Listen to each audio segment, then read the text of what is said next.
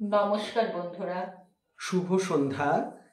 ঠাকুর মায়ের সংসারের আরেকটি পর্ব নিয়ে তোমাদের সামনে উপস্থিত হয়ে গেছি। আমি সোমশুভ্র। আমি চৈতালি। যেহেতু আমাদের একটা মাইক বিভ্রাট চলছে, সেই জন্য আজকে আমরা স্থির করেছি যে যেই অ্যাম্প্লিফায়ারটা দিয়ে আমি ক্লাস নিই, আমার স্কুলের ক্লাস যেটা নিই, সেইটাকে আমরা ব্যবহার করব। বিশেষ করে আমাদের প্রত্যেকের গলার অবস্থা যেমন, তো চৈতিকে আমি সেই অ্যাম্প্লিফায়ারটা এখন দিয়েছি যে চৈতি সেখান থেকে পাঠ করবে, তারপরে আমি আবার ওটাকে ব্যবহার করব, যেহেতু একটাই সেট আছে আমাদের কাছে। তো সেটা তোমাদেরকে জানিয়ে রাখলাম। জয়িতাদি এসছো, শুভ সন্ধ্যা জয়িতাদি। আজকে সেট আপটা একটু অন্যরকম। দুজনের গলার অবস্থা খুবই খারাপ। তৃণাঞ্জল এসেছো, সংযুক্তা এসেছো, শুভ সন্ধ্যা তোমাদের। একটু আমাদের বলো না গো, যে আমাদের ঠিকঠাক দেখা যাচ্ছে কিনা এবং শোনা যাচ্ছে কিনা। আমরা আমাদের মনিটরে দেখলাম ঠিকঠাক আমরা শোনা যাচ্ছে আমাদের কথা। তো আজকে একটু অন্য ধরনের আলোচনাতেও ঢুকবো আমরা, নতুন আরেকটি পর্ব নিয়ে। প্রথমে আমাদের প্রণাম মন্ত্র দিয়ে আমরা শুরু করছি, গুরু মন্ত্র। ওম গুরুর্ব্রহ্মা গুরুর্বিষ্ণু গুরুর্দেব মহেশ্বর গুরুরেব পরম ব্রহ্ম তস্मै শ্রী গুরবে নমঃ। অজ্ঞানতিমিরান্ধস্য জ্ঞানাঞ্জনশলাকয়া চক্ষুরুন্মিলিतं येन তস্मै শ্রী গুরবে নমঃ। ওম স্থাপকায় চ ধর্মস্য সর্বধর্ম স্বরূপিণে অবতারো বরিষ্ঠায় রামকৃষ্ণায় তে নমঃ। জননীং শারদাং দেবীং রামকৃষ্ণং জগদ্গুরুং পাদপদ্মে তয়ো শ্রিত্বা প্রণমামি মুহুর্মুহুঃ। নমো শ্রী জ্যোতিরাজায় বিবেকানন্দ শূরয়ে সচ্চিদ সুখ স্বরূপায় স্বামিনে তাপহারিণে। এবার আমাদের গোপাল সোনা, যাকে তোমরা দেখতেও চাও এবং যাকে ছাড়া আমাদের তো গতি নেই, তিনি এই আমাদের ছোট্ট গোপাল সোনা। যদিও সেরকম ঠান্ডা পড়েনি, তবু একটু ব্ল্যাঙ্কেট ট্যাঙ্কেট দিয়ে রয়েছে। মানুষটা এমনিতেই ঠান্ডা হয়ে যায় খালি, সেই জন্য তাকে চাপাচুপি দিয়ে রাখা হয়েছে। তো সেই গোপাল সোনার পাদপদ্মে আমাদের অন্তরের ভক্তি শ্রদ্ধা নিবেদন করব আমরা এখন। ওম নমো ব্রহ্মণ্য দেবায় গো ব্রাহ্মণ্য হিতায় চ জগদ্ধিতায় কৃষ্ণায় গোবিন্দায় নমো নমঃ। নমস্তে জলদাভাসো নমস্তে জলশায়িনে নমস্তে কেশবানস্তে বাসুদেব নমস্তুতে। হে কৃষ্ণ করুণা সিন্ধু দীনবন্ধু জগৎপতে গোপেশ গোপিকা কান্ত রাধা কান্ত নমস্তুতে। ওম মূকং করোতি বাচালং পঙ্গুং লঙ্ঘয়তে গিরিম যৎকৃপাতমহং বন্দে পরমানন্দ মাধবম। শ্রীমাধব শ্রীমাধব শ্রীমাধব।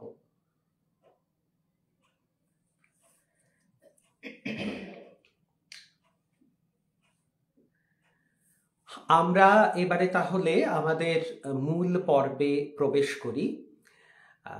আবারও বলে নিই যে আমরা আজকে একটু অ্যাম্প্লিফায়ারের সাহায্য নিচ্ছি, যেটি কিনা আমি স্কুল টিচিংয়ে ব্যবহার করি। যেহেতু চৈতির গলার অবস্থা ভালো নয়, আমার নিজেরও খুব একটা ভালো নয়, তোমাদের শুনতে কোনো অসুবিধে হচ্ছে কিনা সেটা আমাদেরকে জানাবে। কারণ লাইভে আমরা কখনো আগে সেই মাইক, এই অ্যাম্প্লিফায়ারটা তো ব্যবহার করিনি কখনো। তোমাদের শুনতে অসুবিধা যদি হয় তোমরা জানাবে, আমরা তাহলে ওটাকে সুইচ অফ করে দেব। যদি তোমাদের শুনতে কোনো অসুবিধা হয় সেটা অবশ্যই জানিও আমাদেরকে। আমরা আজকে আমাদের ঠাকুর মা স্বামীজি এই দিব্যত্রয়ীর যে অনুধ্যান আমরা তা শুরু করব। আর আমরা পড়ছিলাম, আমরা আলোচনা করছিলাম ঠাকুরের সাধন মার্গ, বিভিন্ন পথের মধ্য দিয়ে গিয়ে সেই যে সাংঘাতিক মূল্যবান যে কথাটি ঠাকুর আমাদেরকে উপহার দিয়ে গেছেন, যে যত মত তত পথ, সেই যত মত তত পথে তিনি এলেন কি করে। এই যে বিভিন্ন ধর্মের মধ্যে দিয়ে, বিভিন্ন সাধন প্রক্রিয়ার মধ্যে দিয়ে আমাদের ঠাকুর যে এই মতে উপনীত হলেন যে যত মত তত পথ সবই এক, সমস্ত পথ গিয়ে একেতেই মেশে। সেই বিভিন্ন সাধন মার্গ, তা তন্ত্র সাধনা, বৈষ্ণব সাধনা, সেগুলো তো সব এক এক করে চৈতি পাঠ করেছে। তো আজকে কোন সাধন পথের কথা আমরা আলোচনা করব, চৈতি তোমাদেরকে বলছে। কারা কারা এসছেন? রুমকি এসেছিস, রঞ্জিতা এসেছো, শ্যামল এসেছো। শুভ সন্ধ্যা তোমাদের সবাইকে। তোমরা একটু বলবে, যেহেতু এটি নতুন সংযোজন, আমাদের গলার অবস্থা দুজনের কারোরই ভালো নয়, কিরকম শুনতে লাগছে একটু বলবে। যদি অসুবিধা হয় তাহলে ওটাকে আমি সুইচ অফ করে দেবো। আমরা যে বইটি থেকে অনুধ্যান করি সেই বইটি হলো শ্রীরামকৃষ্ণ জীবনী, লিখেছেন স্বামী তেজসানন্দ। আজকে যে অধ্যায়টি পড়ব এটি একটি বিশেষ তাৎপর্যপূর্ণ অধ্যায়। আগে যে আমার কর্তামশাই বললেন, বিভিন্ন দিক তিনি করেছেন, দিক ভেবেই তিনি যখন বিরাট কথাটা বলেছেন যত মত তত পথ, সেই রকমই আরেকটি ধর্ম নিয়ে উনি আলোচনা করেছেন। সেই ধর্মেও তিনি দীক্ষিত হয়েছিলেন বলতে পারি আমরা। শ্রীরামকৃষ্ণের ইসলাম ধর্ম, সাধন ও ভৈরবী ব্রাহ্মণীর শেষ কথা। ঠাকুরের শরীর পূর্বোক্ত কারণে ব্যাধিগ্রস্ত হইলেও তাহার দেহবোধ বিবর্জিত মন এখন যে কি অপূর্ব শান্তিত নিরবচ্ছিন্ন আনন্দে অবস্থান করিত তাহা বলিবার নহে। ঠাকুর বলিতেন, এই কালে তাহার নিকট বেদান্ত মার্গ বিচরণশীল সাধক শ্রেণী পরমহংস সকলের আগমন হইয়াছিল এবং নেতি নেতি অস্থি ভাতি প্রিয় অয়মাত্মা ব্রহ্ম প্রভৃতি বেদান্ত প্রসিদ্ধ তত্ত্বসমূহের বিচার ধ্বনিতে তাহার বাসগৃহ নিরন্তর মুখরিত হইয়া থাকিত।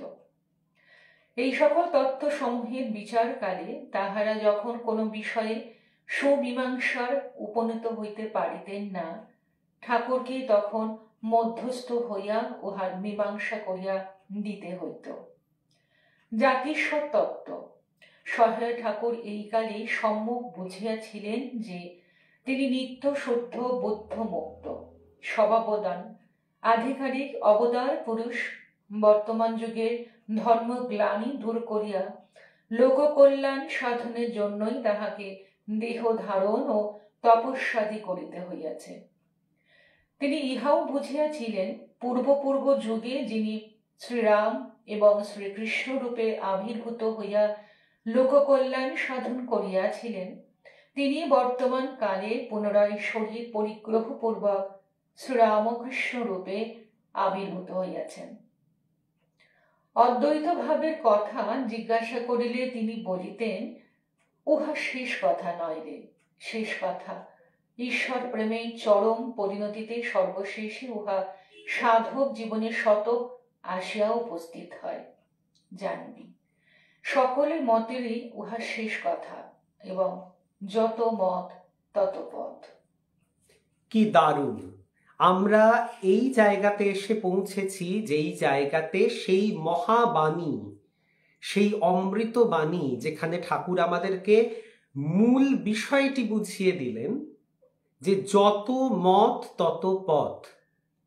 অদ্বৈতবাদী যারা বা বেদান্তি যারা বেদান্ত মতে যারা সাধনা করছেন, তাদের মধ্যেও না বিভিন্ন বিভিন্ন ভাগ আছে। যেরকম আমাদের এক একটা শাখার মধ্যে কি বলবো, একটা স্পেশালাইজেশন, থাকে তো প্রত্যেকের, যেমন ডাক্তারদের আলাদা আলাদা ডিপার্টমেন্ট থাকে, সবাই সেই দেহেরই চিকিৎসা করছেন, কিন্তু বিভিন্ন বিভিন্ন পথ দিয়ে করছেন।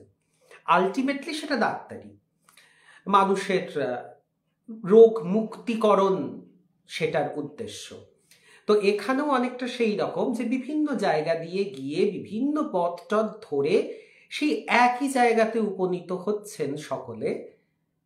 কাজেই যত মত তত পথ, কিন্তু সমস্ত পথের শেষে দাঁড়িয়ে আছে সেই একম অদ্বিতীয়ম, যেই ব্রহ্ম, তিনিই রয়েছেন সেইখানে দাঁড়িয়ে। তো ঠাকুর সমস্ত সাধনার মধ্যে দিয়ে সেই মর্মে উপনীত হলেন।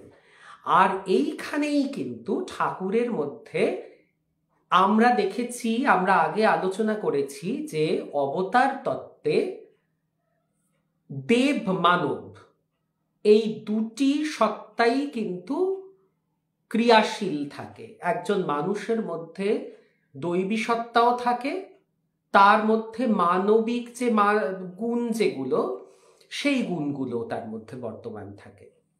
তো কখনো কখনো তাকে দেখলে মনে হয় ইনি মানুষ, কখনো কখনো দেখলে মনে হয় না না ইনি তো দেবতা। তো এইখানে ঠাকুর কিন্তু আস্তে আস্তে নিজের খোলসটাকে ছাড়ছেন।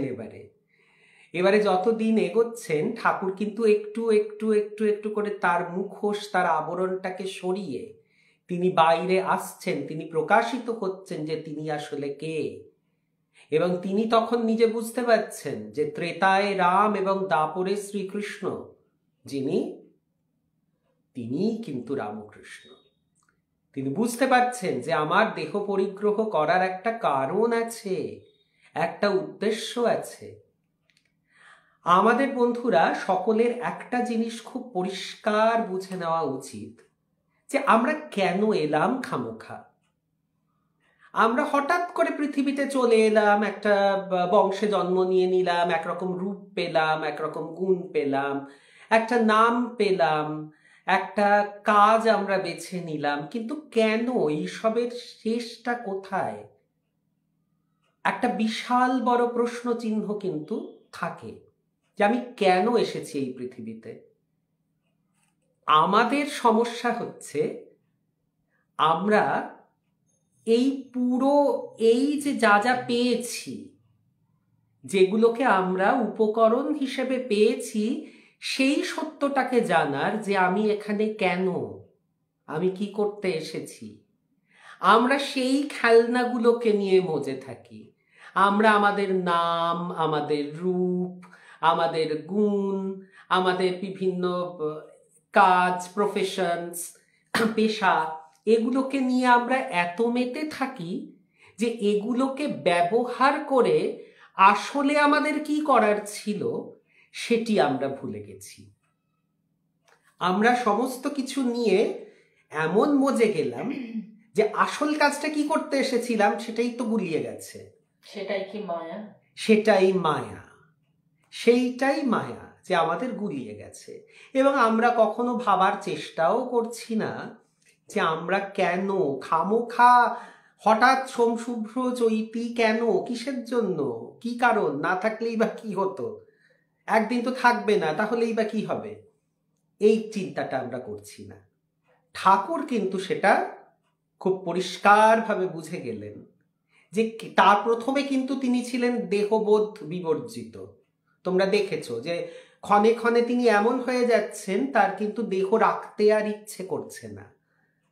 তিনি দেহ ধারণ করে আছেন অতি কষ্টে, এবং দেহকে তিনি প্রচণ্ডভাবেই মানে দেহভাব শূন্য।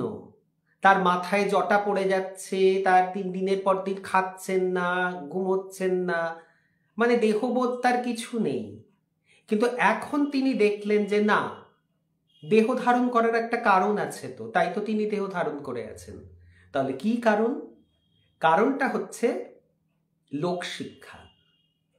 যে যিনি রাম, যিনি কৃষ্ণ, তারা যেই কারণে পৃথিবীতে এসেছিলেন মানুষকে কিছু শিক্ষা দিতে, রামকৃষ্ণ দেহ ধারণ করতেও হয়েছে তাকে কিছু বোঝানোর জন্য, আমাদেরকে, আমাদের মতো মূঢ়মতি মানুষদেরকে কিছু বোঝানোর জন্য তার জন্ম হয়েছে।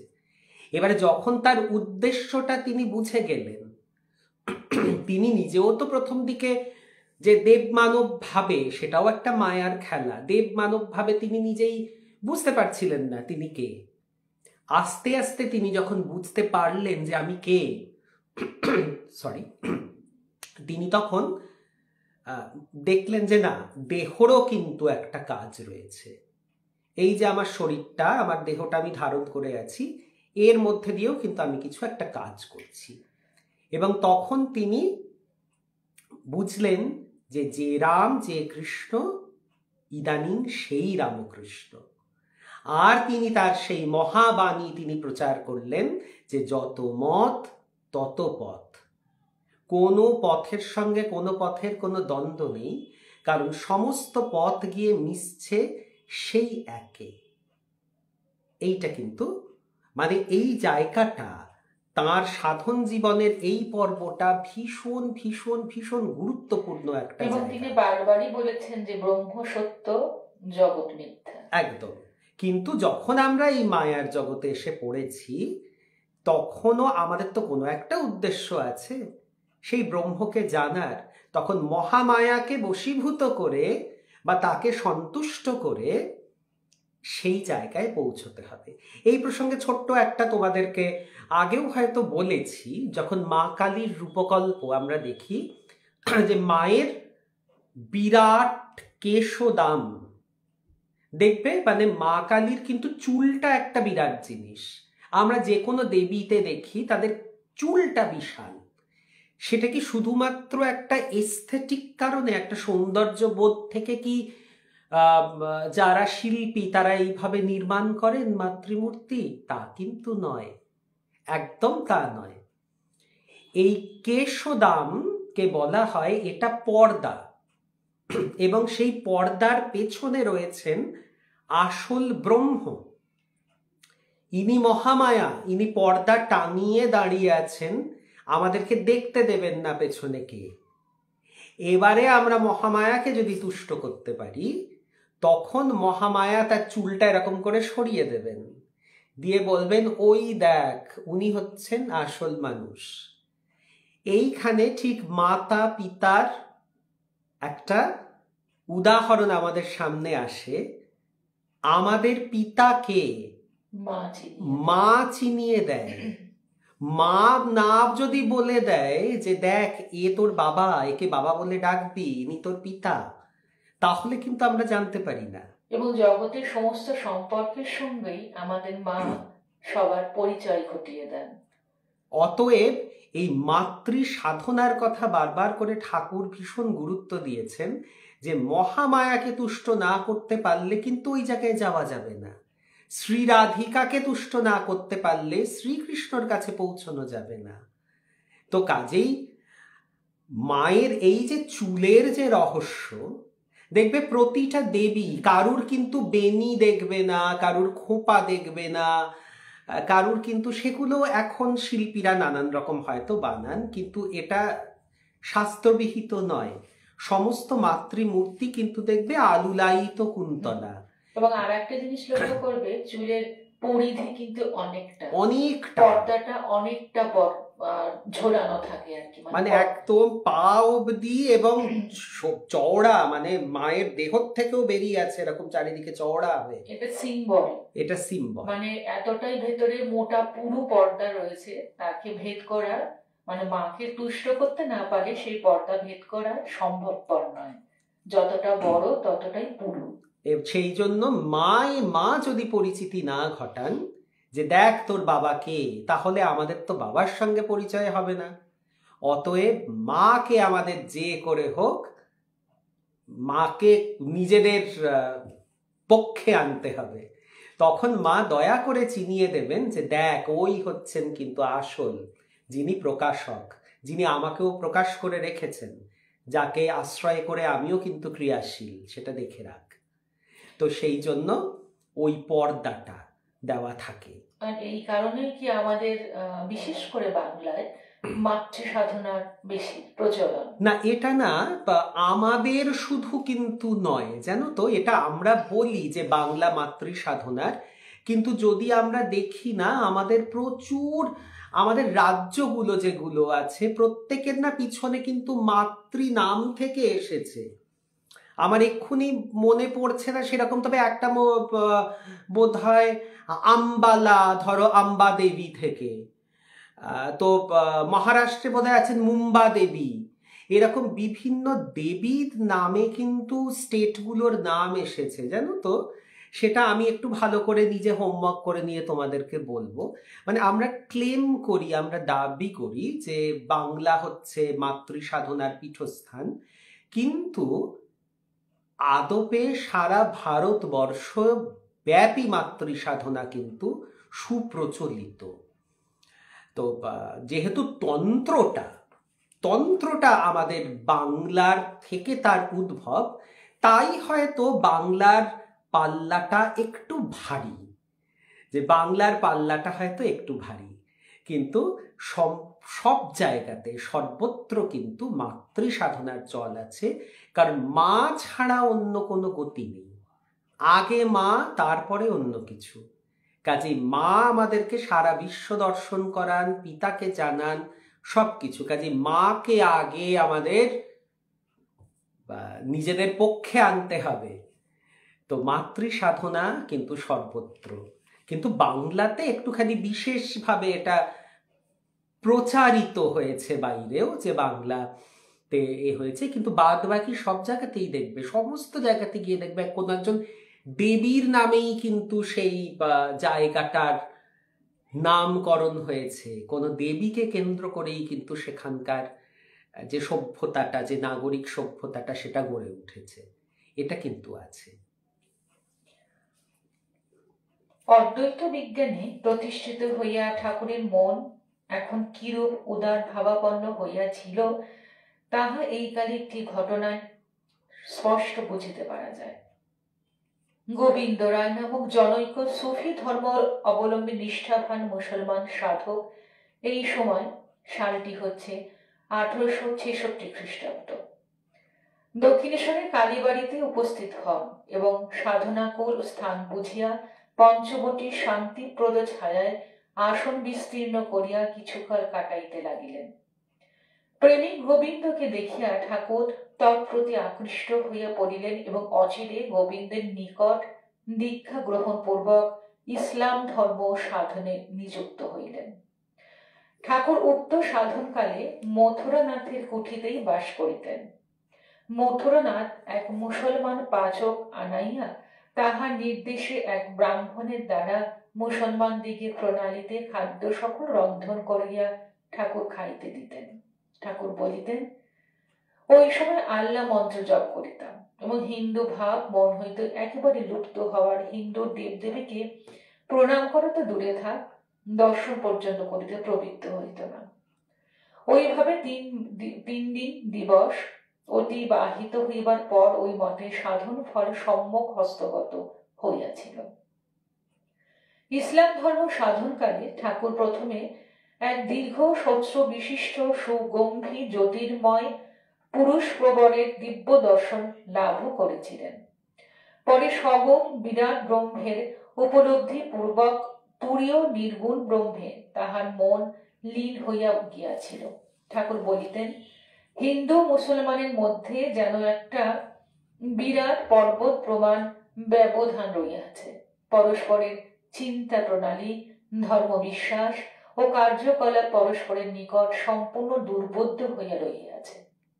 ওই ব্যবধান যে একদিন অন্তর্হিত হইবে এবং উভয় প্রেমে পরস্পরকে আলিঙ্গন করিবে, যোগাবতার ঠাকুরের মুসলমান ধর্ম সাধন কি তাহারই সূচনা করিয়া দিল। তাহলে দেখো, ঠাকুর যখন এটা খুব একটা অদ্ভুত জায়গা। ঠাকুর বলছেন যে আমি যখন আল্লাহ মন্ত্র জপ করছি, তখন আমার কিন্তু আমাদের হিন্দু দেবদেবীকে দর্শন করতে বা চিন্তা করতে ইচ্ছে করছে না। আমাদের মনে হতে পারে একটু কিন্তু কিন্তু জাগতে পারে, কেন ঠাকুর এরকম কেন বললে? আসল ব্যাপারটা হচ্ছে, এটার মধ্যে কি সুন্দর ফিলোসফি দেখো, দর্শন। আমরা যখন যেইটাকে ধরে চলবো, যে পথটাকে ধরে চলবো, তাতে সম্পূর্ণ নিবিষ্ট হয়ে চলাটাই কিন্তু শ্রেয়। আমার মন কিছুটা এখানে, কিছুটা ওখানে, কিছুটা সেখানে, এরকম ছড়িয়ে থাকা যে মন, সে মনে কিন্তু সম্যক জ্ঞান কখনোই ধরা দেয় না। অতএব ঠাকুর এই বিক্ষিপ্ত মনগুলোকে এক জায়গায় গুছিয়ে নিয়ে একাগ্র চিত্তে, সেই যে অর্জুনের পাখির চোখ বা সেই দ্রৌপদী স্বয়ংবরে মাছের চোখ বিদ্ধ করা, যে অর্জুন তুমি কি দেখছো? আমি শুধু চোখ দেখছি গুরুদেব। কেন, তুমি ডালপালা পাতা এসব তুমি কিছু দেখতে পাচ্ছ না? না গুরুদেব, আমি কিচ্ছু দেখতে পাচ্ছি না। আচ্ছা তুমি বলো তো পাখিটার রং কি, পাখিটার পালকগুলো কিরকম? আমি দেখতে পাচ্ছি না গুরুদেব। তা তুমি কি দেখছো? আমি শুধু দেখছি পাখির চোখ। অতএব যখন আমি যেই বিশ্বাসটা নিয়ে যে পথে অগ্রসর হচ্ছি, বাইরের যেগুলো অন্যান্য যে সেগুলো ভুল, সেগুলো মিথ্যা তা নয়, কিন্তু আমি যেই পথটিকে বেছে চলছি সেই পথটিতে একাগ্র চিত্তে আমার সাধন করাটাই কিন্তু উচিত। উচিত। আমি একটা ছোট্ট গল্প বলি। গল্পটা হচ্ছে আমার জীবনে ঘটা। মানে আমার জীবনে ঘটা মানে একটা, আমার না মানে আমার কেন, এটা তোমাদের সকলেরই হয় যে দেখবে এক একটা কথা, হয়তো তোমার পাশ দিয়ে কেউ হেঁটে যাচ্ছেন, তিনি হয়তো একটা কথা বললেন, তোমার না হঠাৎ করে কথাটা কানে গিয়ে তোমার মনে হলো এটা যেন তোমাকেই বলা হলো। বা তুমি হয়তো কোথাও টিভিতেই শুনলে একটা কোনো কথা, একটা সিনেমাতে দেখলে, একটা বইয়ে পড়লে, একটা নাটকে দেখলে, একটা গানে শুনলে কোনো লাইন, তোমার কিন্তু তখন মনে হতে পারে যে এইটা যেন ঠিক আমাকে উদ্দেশ্য করে, মানে আমার পরিস্থিতিতে যেন একদম এইটাই আমার শোনার দরকার ছিল। তো আমরা তো বিভিন্ন জায়গাতে যাই, আমরা বাঙালিরা বিভিন্ন জায়গাতে মন্দিরে যাই, নানা স্থানে যাই, এবং সেখান থেকে গিয়ে আমাদের খুব একটা প্র্যাকটিস আছে যে আমরা সেখানে যেই ঠাকুরের মন্দিরে গেলাম সেই ঠাকুরের একটি ছবি বা মূর্তি আমরা ঘরে নিয়ে এলাম। এই করতে করতে দেখা গেল যে আমার বাড়িটা আমাদের গুরুদেবের ভাষায় মিউজিয়াম। গুরুদেব বলেছিলেন, বলে বাড়িটা মিউজিয়াম করে ফেলো না, মানে বাড়িটার মধ্যে হয়তো সব আছে, মানে একবারে শিব, কৃষ্ণ, গণেশ, হনুমানজি, মা কালী, মা দুর্গা, যে কিছু, জিসাস ক্রাইস্ট, কেউ বাকি নেই থাকা। এতে একটি অসুবিধে আছে।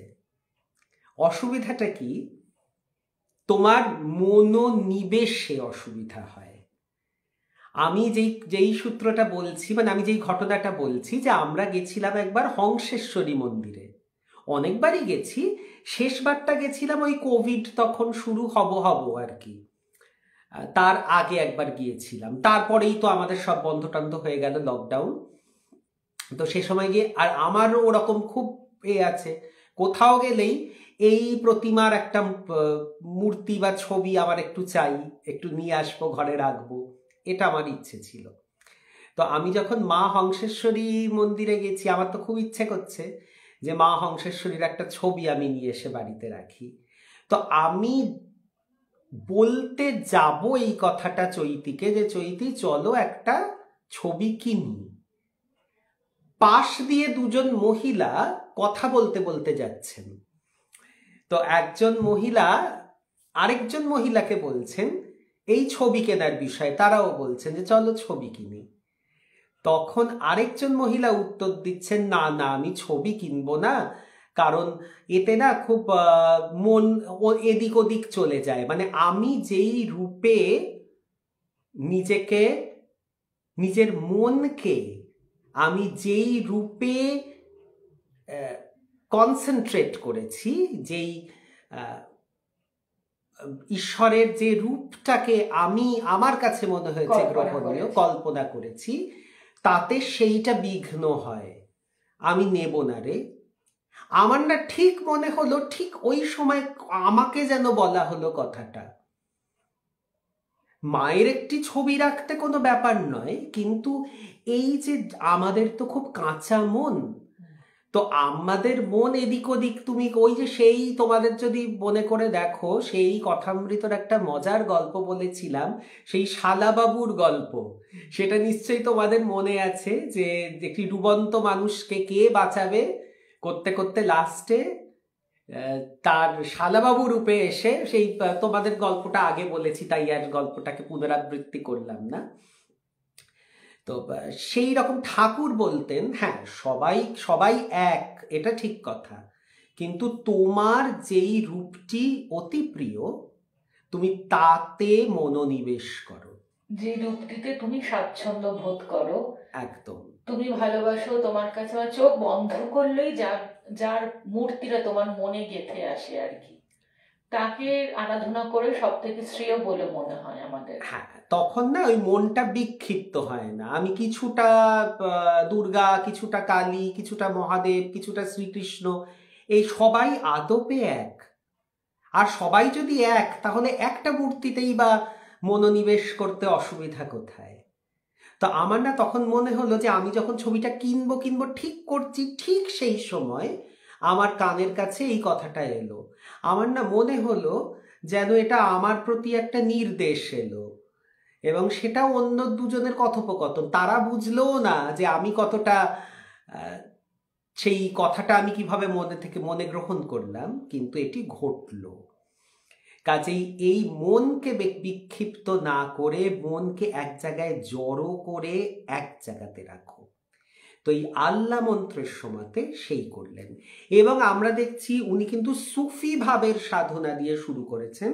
তোমরা সকলেই জানো যে সুফিদের মধ্যে কিন্তু একটা, ওদের দর্শনটা একটু অন্যরকম, যেটা আমাদের মীরাবাই, সুরদাসজি, কবির, এদের যেই মত সেইটা কিন্তু, এবং প্রেমা ভক্তি, সেই মানে ঠাকুরকে সাধন ভজন করে যত না পাওয়া যায়, ঠাকুরকে ভালোবেসে তার থেকে বেশি পাওয়া যায়। এই ভালোবাসার পথটা সুফির পথ। তো এই সুফি মতে কিন্তু ঠাকুর গেলেন, এবং ঠাকুর গিয়ে সেই মনোনিবেশ করে টোরে তিনি দেখলেন যে অ্যাপ্রোচে, মানে একটা ধর্মকে, ধর্মের দিকে অগ্রসর হওয়ার যে পথ, সেইটাতে ইসলাম ধর্মাবলম্বীদের এবং আমাদের যারা সনাতন ধর্মাবলম্বীদের, তাদের মধ্যে অনেকটা প্রভেদ আছে।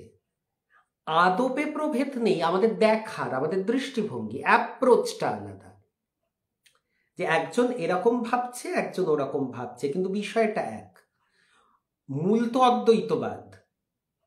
তো সেই অদ্বৈতবাদেই কিন্তু ব্রাহ্মরাও অদ্বৈত ভাবছেন, বেদান্ত মতে যারা তারাও অদ্বৈত ভাবছেন, ইসলামরাও অদ্বৈত ভাবছেন, এমনকি খ্রিস্টান যারা তারাও ভাবেন যে গড ইজ ওয়ান, একজন, আর তারও কিন্তু কোনো প্রতিকৃতি নেই, তারও কিন্তু কোনো মূর্তি নেই।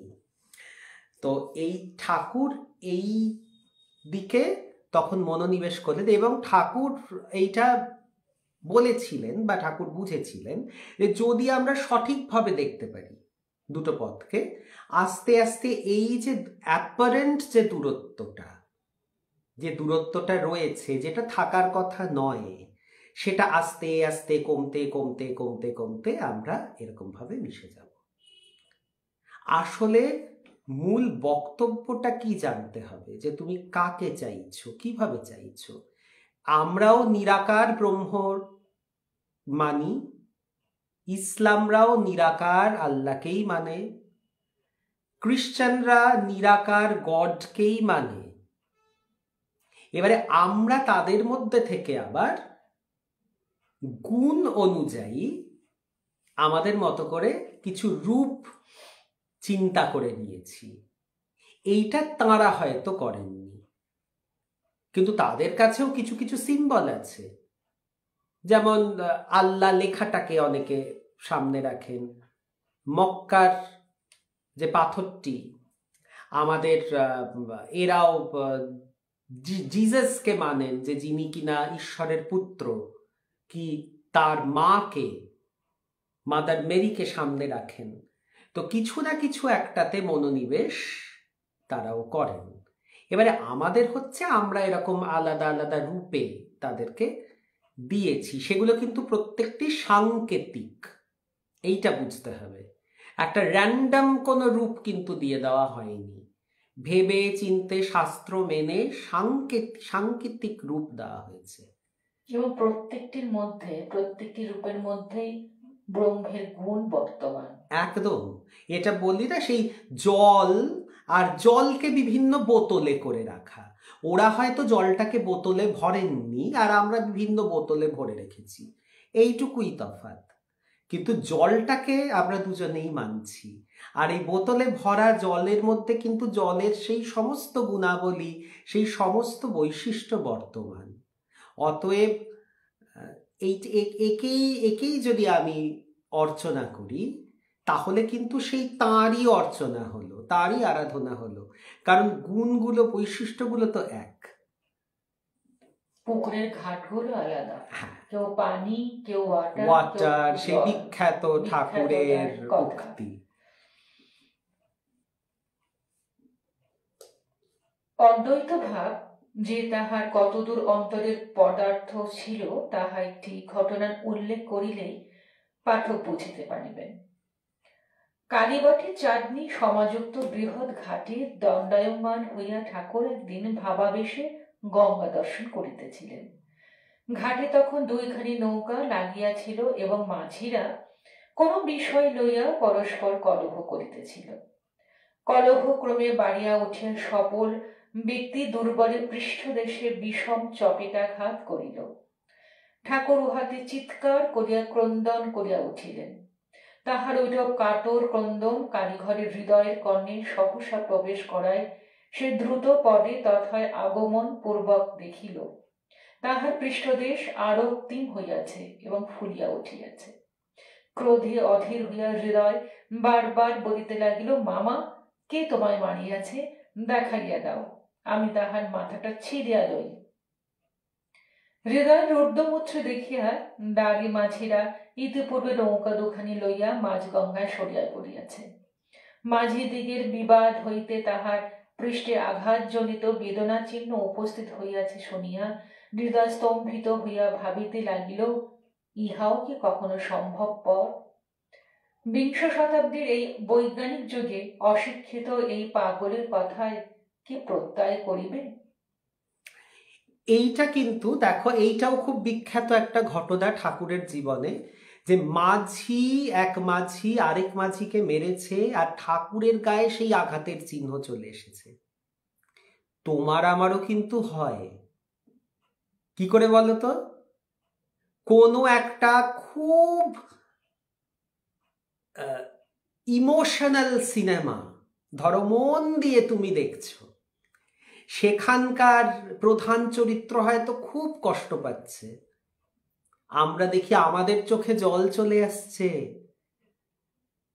আমরা যখন কোনো মানে নাটকে, বিশেষ করে আমরা যখন কোনো সিরিয়াল, নাটক, এগুলোতে পুরো একদম মানে ভেতরে ঢুকে গেছি, আমরা কিন্তু তাদের আমরা সে বোধটা চলে যাচ্ছে যে এরা অভিনেতা, এরা অভিনয় করছেন।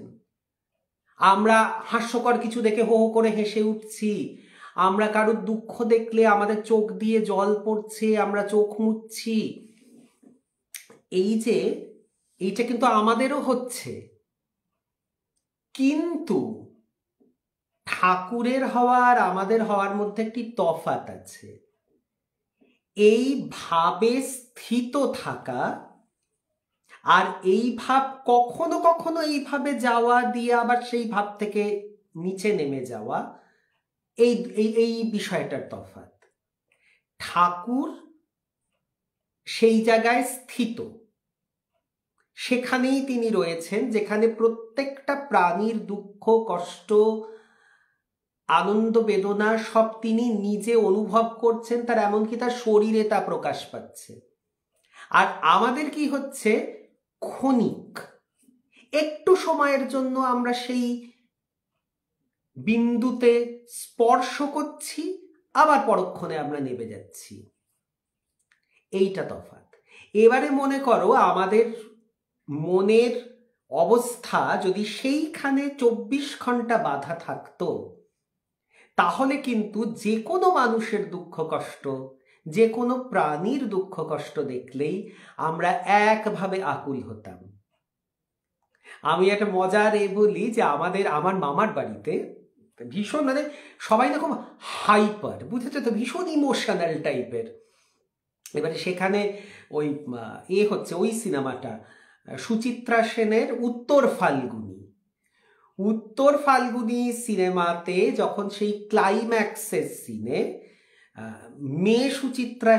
মা সুচিত্রা সেনকে মানে সুপর্ণা দেবযানীকে বাঁচানোর চেষ্টা করছেন, সেই কোর্টরুম যে ড্রামাটা হচ্ছে যেখানে, আমি দেখছি কি আমার মামার বাড়ি তখন তো একটা ছিল যে একটা বড় ঘরে সবাই একসঙ্গে বসে ছবি দেখার একটা চল ছিল। তো সেই অতগুলো লোক সবাই বসে ছবি দেখছে এবং সবাই না সে রীতিমতো হাউ হাউ করে কাঁদছে। সে কে, আমার মামিমা চোখ মুছে যাচ্ছে, আমার দাদু নাকে রুমাল দিয়ে করছে, সে যারা কাজের সহায়ক যারা ছিলেন তারা কাঁদছে। কি অবস্থা! আমার মনে হল কি আমি একা কাঁদছি না, বাকি সবাই কাঁদছে, কি রকম অবস্থা। এবারে এটা বুঝতে হবে যে সেই যে তার মধ্যে যে সে ঢুকে গেছে, তাদের মনে হচ্ছে সত্যি সত্যি একজন নারীর মান সম্মানের প্রশ্ন, তার কন্যা তাকে বাঁচাচ্ছে। তখন কিন্তু আর সুচিত্রা সেন নেই, তারা কিন্তু একেবারে সেই সুপর্ণা দেবযানী এবং তারা নিজের বাড়ির লোক, এরকম ভাবে তারা ভাবতে শুরু করেছে। তো সেই ভাবে তারা উপনীত হয়েছে যে ওরা ওই রকম ভাবে তখন আর সুচিত্রা সেন বিকাশ রায় সিনে নেই, ওরা নিজেদের আমাদের লোক। এই যে ভাবটা, এটা তো সবার প্রতি 24 ঘন্টা থাকা সম্ভব নয় আমাদের মতো মানুষের ক্ষেত্রে, কিন্তু ঠাকুরের মতো, ঠাকুরকে মানুষই বলি আপাতত কারণ উনি যেহেতু মনুষ্য দেহধারী, তো ঠাকুরের মতো মানুষের ক্ষেত্রে কিন্তু এই সুরটাতেই তিনি বাধা থাকতেন। মানে প্রত্যেকের দুঃখ কষ্ট, প্রত্যেক মানুষ, প্রত্যেক জীবের মধ্যে তার ইনভলভমেন্ট, কারণ ঈশ্বর তো প্রত্যেকের ভিতরে রয়েছেন, প্রত্যেকের ভিতরে সেই শক্তি, সেই ঈশ্বর রয়েছেন। তো কারুর গায়ে আঘাত লাগলে সেই ঈশ্বর তো সেই বেদনা ভোগ করছে। তো আমাদের অন্তর্যামী ঠাকুর প্রত্যেকের সেই বেদনাকে নিজের রোগ নিয়েছেন না, মানে উনি তো শুধু আঘাত দেননি, রোগ নিয়েছেন নিজের শরীরে মানুষকে বাঁচাতে।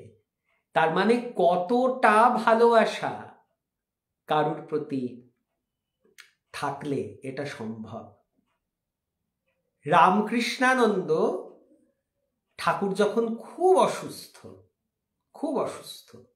ঠাকুরকে প্রায় ধরে ধরে ঘুরিয়ে দিতে হয়, সেই সময় সমানে মুখ দিয়ে ঠাকুরের রক্ত, কফ এগুলো উঠছে, উদ্যানবাটি। রামকৃষ্ণানন্দ সেগুলো একটা ভাণ্ডতে ধরে বারবার করে যাচ্ছেন, সেগুলোকে পুকুরে ফেলে দিয়ে আবার নতুন মানে ওটাকে খালি বাটিটাকে আবার নিয়ে আসছেন। শীতকাল, সেই তখনকার সময়ের শীত, উদ্যানবাটি মানে কনকনে ঠান্ডা, ঠাকুর সেই দোতলার ঘরে, রামকৃষ্ণানন্দ অত্যন্ত পাতলা পোশাক পরে উনি আছেন। উনি উঠে বাটিটা নিয়ে এসে দেখছেন ঠাকুর হামাগুড়ি দিতে দিতে, শরীরকে ঘেঁষতে ঘেঁষতে আলনা থেকে একটা মোটা চাদর দাবাচ্ছে। উনি হাহা করে উঠেছেন, ঠাকুর করেন কি, আপনার শীত করছে, আপনি আমাকে বললে আমি পেরে দিই, আপনি কি করছেন? তখন ঠাকুর বলছেন, আমার শীত করছে বলে আমি তো পারছি না, তুই বারবার বাইরে যাচ্ছিস, তোর তো ঠান্ডা লাগবে, তোর জন্য আমি চাদরটা নামাচ্ছি। যিনি কিনা নিজে নড়তে পারেন না, আবার প্রচন্ড গরমকাল, ভীষণ গরম, ঠাকুরের এরকমই অবস্থা, গিরিশ বাবু এসেছেন ঠাকুরের সঙ্গে দেখা করতে সেই উদ্যানবাটি। ঠাকুর আবার সেই বুক ঘেঁষটে ঘেঁষটে গিয়ে কুঁজো থেকে জল নিয়ে আসছে। গিরিশবাবু বলছে, করেন কি ঠাকুর? বলে, গিরিশ, তুই বাইরে থেকে এসেছিস রোদে, তুই জল খা। আমরা ভাবতে পারি যার শরীরে অত গ্লানি, সেই মানুষ প্রত্যেকের কার ঠান্ডা লাগছে, কার গরম লাগছে, কার কষ্ট হচ্ছে, কার কোথায় যন্ত্রণা, সব তিনি ভোগ করছেন একটা মানুষ। আমরা ভাবতে পারি?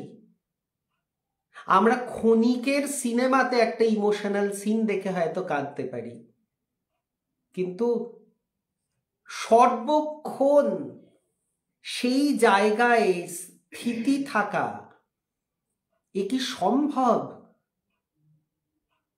সম্ভব ঠাকুর পারেন, কারণ ঠাকুর তো ঠাকুর, ঠাকুর তো এসেইছেন এই কাজ করতে। আবার এই প্রসঙ্গে সারদা মায়েরও একটা ছোট্ট কথা বলি, যে যোগিন মা ছিলেন ভীষণ দড় মহিলা, খুব মানে মুখরা আর কি, সে মাকে বাঁচাতেই।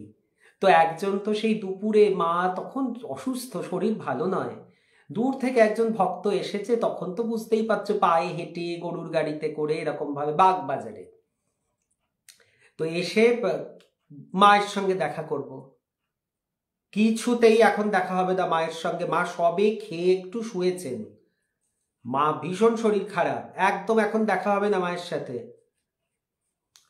নিচে, না না আমি দেখা করব না, এখন কিছুতেই দেখা করতে দেব না। এই যোগিন মা নিচে এসে তো ঝগড়াঝাটি শুরু করেছেন। ওপর থেকে, কিরে যোগিন, কি হয়েছে, চেঁচাচ্ছিস কেন? আরে এই রে, সবাই জানে, মায়ের কান অব্দি পৌঁছানো যাতে না যায় মায়ের কানে, মা তো জেনে গেছেন। কি হয়েছে যোগিন, চেঁচাচ্ছিস কেন? দেখো না মা, এই তোমার বিশ্রামের সময় এই লোকটি এসছে, আমি বলছি অপেক্ষা করতে, ওরা এখনই তোমাকে দেখা করতে চায়, ও এক্ষুনি দেখা করতে চায়। কি করে হবে? মা রুষ্ট হলেন, যোগিন তুই ওকে বকেছিস?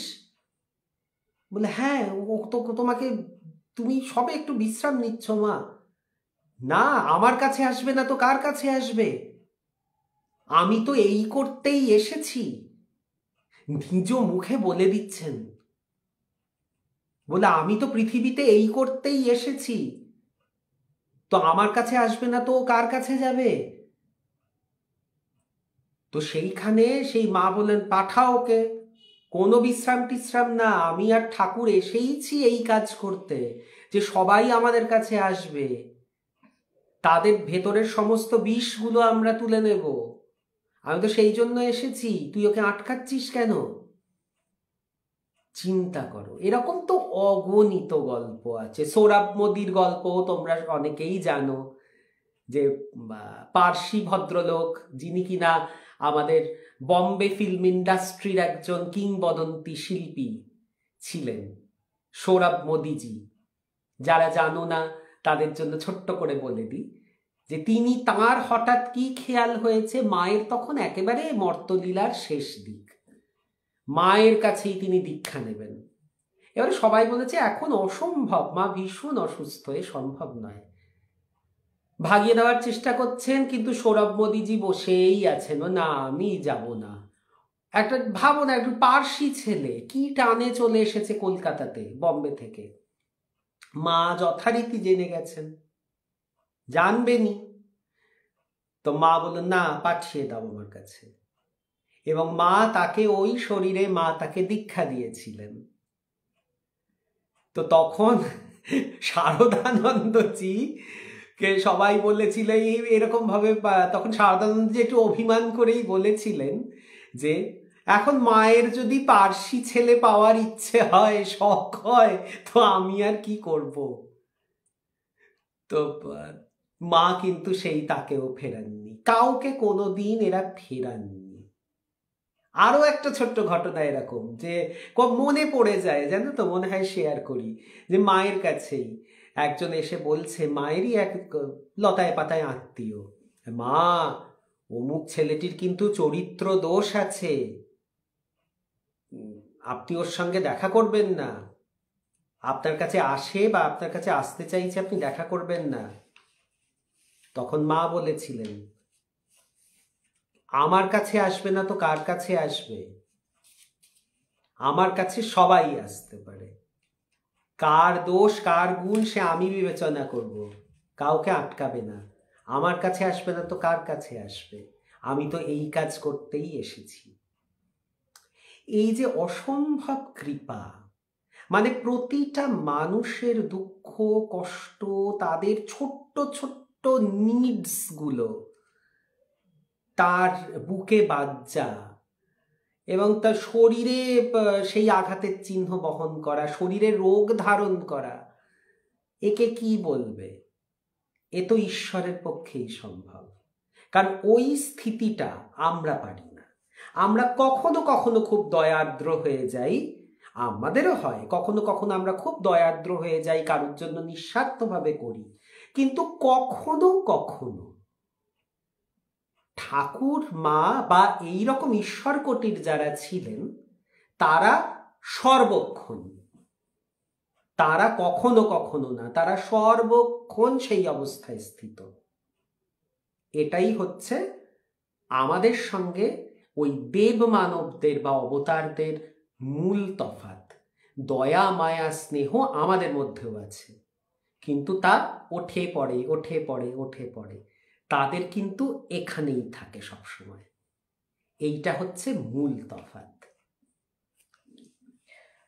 আজকে এই বেদান্তের একটি ভাব নিয়ে আমি লেখাটি পড়াটি শেষ করবো এই কারণে, কারণ যত আমরা ঠাকুরের জীবনের শেষের দিকে যাচ্ছি, ততই বোঝার দায়িত্বটা কিন্তু গুরুভার নিতে হচ্ছে আমাদেরকে। সময় কম। এখানে এক জায়গায় বলা হয়েছে যে বৈদান্তিক যেরূপ জাতি ধর্ম নির্বিশেষে সকল নরনারীকে একই ব্রহ্ম বা আত্মস্বরূপ বলিয়া জ্ঞান করেন, ইসলাম ধর্মীগণ সমাজের দিক দিয়া তাহাদের ধর্মাবলম্বীগণকে সেইরূপ ভাতৃভাবে দেখিয়া থাকেন, তদরূপ ব্যবহার করেন। বলা বাহুল্য, বেদান্তের এই আত্মিক ঐক্য ও অভেদ তত্ত্বমূলক সাম্য, মৈত্রী ও সমদর্শন এবং ইসলামের সামাজিক সাম্য, ভ্রাতৃত্ব ও সমদর্শিতা মিলিত হইয়া এক পূর্ণাঙ্গ ভারত গড়িয়া তুলিবে। সমন্বয়াচার্য শ্রীরামকৃষ্ণের ইসলাম ধর্ম সাধনার পূর্ণ সার্থকতা ইহারই মধ্যে সুস্পষ্ট সূচিত হইতেছে। এটি রামকৃষ্ণ সংঘ আদর্শ ও ইতিহাস থেকে নেওয়া হয়েছে, পৃষ্ঠা 34 এবং 35। আজকে শ্রীরামকৃষ্ণ ইসলাম ধর্ম সাধন ও ভৈরবী ব্রাহ্মণীর শেষ কথায় আমি এইটুকু পর্যন্ত রাখছি, কারণ এরপরে আরো কিছুটা আছে, সেগুলো আমাদের একটু বুঝে পড়তে হবে এবং আমরা চেষ্টা করব যথাসাধ্যভাবে আমরা যেটুকু জানি, আমরা তো খুবই স্বল্প জ্ঞানী, বুঝিয়ে দেবার।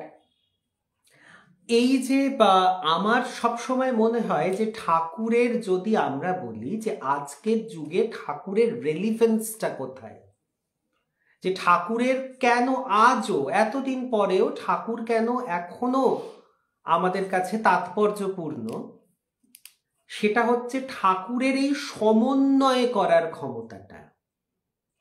ঠাকুর কিন্তু বিভিন্ন ভাবের মধ্যে একটা অদ্ভুতভাবে কোথাও সব জিনিসকে মিলিয়ে দেওয়ার একটা কাজ করেছেন। এই কাজটা খুব অদ্ভুত কাজ। উনি কোনোটাকেই বলছেন না যে এটা ভুল, উনি কোনোটাকে দাবি করছেন না যে এটিই ঠিক, কোনোটাকে বলছেন না যে এটি হচ্ছে একেবারে চূড়ান্ত মত, এর বাইরে কিছু নেই। উনি সমস্তগুলোকে নিচ্ছেন, উনি আলু পটল টমেটো সব জিনিসকে একসঙ্গে নিচ্ছেন, এবারে সেটাকে কুটে টুটে ভালো করে একটা সুন্দর পদ করে আমাদের সামনে পরিবেশন করছেন। তার মধ্যে সব স্বাদ আছে, সব পুষ্টিগুণ আছে, এবং সেটা একটি সুস্বাদু খাদ্য আমাদের কাছে। এই যে ঠাকুরের মিলানোর বিষয়টা, এইটা কিন্তু আমার মনে হয় আমাদের রামকৃষ্ণ দর্শনে এটি ভীষণ ইউনিক একটা ইউএসপি যেটাকে বলি আমরা, যে যদি আমরা বলি যে কোন জিনিসের কি ইউএসপি, তো রামকৃষ্ণ দর্শনের ইউএসপি হচ্ছে এই হারমোনাইজ করা এবং সিনথেসাইজ করা, সমস্তগুলোকে এক জায়গাতে এসে ঠিক যুক্তি তক্ক দিয়ে জিনিসটাকে মিলিয়ে দেওয়া, যেখানে কোনো বিভেদের আর কোথাও কোনো জায়গা নেই। আমরা বিভেদকামী, আমরা তাকে বুঝতে পারিনি, আমরা হয়তো কিছু অপব্যাখ্যা করেছি, সে ভার সে দায় আমাদের ঠাকুরের নয়। ঠাকুর আমাদেরকে যা বোঝানোর সুন্দর করে বুঝিয়ে দিয়ে গেছেন, আমরা যদি না বুঝে থাকি সেটা আমাদের দৈন্য। আমাদের পাত্রের মধ্যে যদি ছিদ্র থাকে, তলা দিয়ে সেই অমৃত হয়তো বেরিয়ে গেছে। এবং এই প্রসঙ্গে ঠাকুরের সঙ্গে আরো দুজনের নাম বলতে হয়, আমার মনে হয় তুমিও সহমত পোষণ করবে। আর একজন হলেন আমাদের কবিগুরু রবীন্দ্রনাথ ঠাকুর, এবং আর একজন স্বনামধন্য সাহিত্যিক, সঙ্গীতকার, গীতিকার, দার্শনিক বলবো, তিনি হচ্ছেন কাজী নজরুল ইসলাম। একদম একদম একদম। এবং সেই জন্যই তাদের অমরত্বটা কিন্তু একেবারে একটা অন্য স্তরে। তারা কোনোদিন মরবেন না, তারা মারা যাবেন না আমাদের জীবন থেকে। তারা কিন্তু সত্যি তারা অমৃতের সন্তান, তারা সবসময় থাকবেন। নজরুল ইসলামের যে শ্যামাসঙ্গীত, যে ভক্তিগীতি আমরা যখন শুনি, একবার মনে হয় যে কোথাও কোনো দ্বন্দ্ব, কোথাও কোনো বিভেদ আছে। রবীন্দ্রনাথের তো কথা আমার মনে হয় যেন ঠাকুরের কথামৃতকেই যদি আমরা কাব্যিক রূপ দিই, সেটাই যেন রবীন্দ্রনাথের গান বা কবিতার মধ্যে সেই কথাই প্রতিফলিত হচ্ছে, প্রতিধ্বনিত হচ্ছে। কাজেই এরকম এরা কি বলবো, আমাদের ছোট মুখে আমি কি বলবো এদেরকে মহান। এরা তো সূর্য এক একজন, সত্যিই রবি।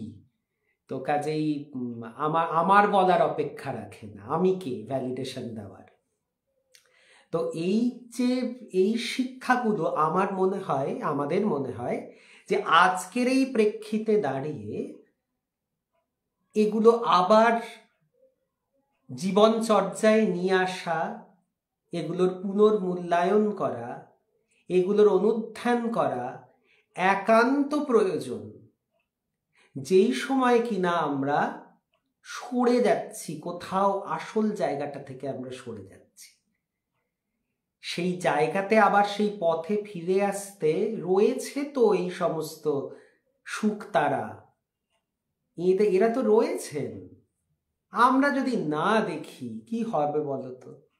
আমাদেরকে দেখতে হবে তো, যে এরা তো পথ প্রদর্শক হিসেবে সবসময় রয়েছেন সঙ্গে। পথটা আমাদের আছে, আমরা দেখতে পাচ্ছি না, পথটাকে দেখতে চাইছি না, পাচ্ছি না, দেখতে চাইছি না। কাজে আমার মনে হয় যত দিন যাবে তত এই দর্শনের অনুধ্যান, এই দর্শন নিয়ে আলোচনা আরো আরো আরো প্রয়োজন। যত বেশি তত মঙ্গল, যত বেশি তত মঙ্গল। তাহলে আমরা গিয়ে ঠিক জায়গাটাতে একদিনকে হয়তো পৌঁছতে পারব। তো আজকে তাহলে ঠাকুরের যে পর্বটি নিয়ে আলোচনা করা হয় সেইটা আমরা আজ এই অবধি রাখলাম। এবারে আমি চলে যাব রামকথায়, এবং রামকথার আজকে একটা খুব সুন্দর জায়গা আমি পাঠ করব।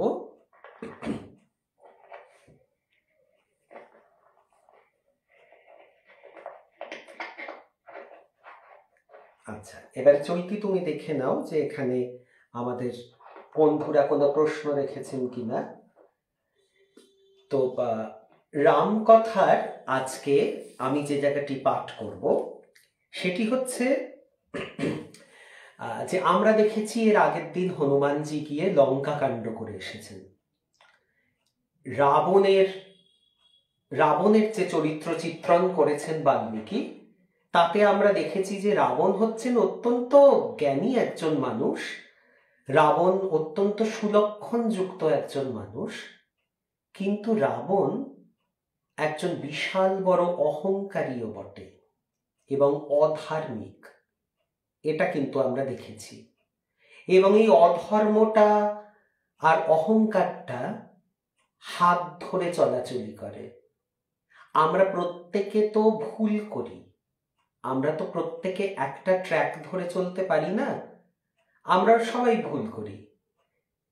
এবারে ভুলটা যদি কেউ ধরিয়ে দেয়, আমি তখনই নিজেকে সংশোধন করতে পারবো যখন আমার মধ্যে অহংবোধ কাজ করবে না বা আমার অহংবোধ কম থাকবে।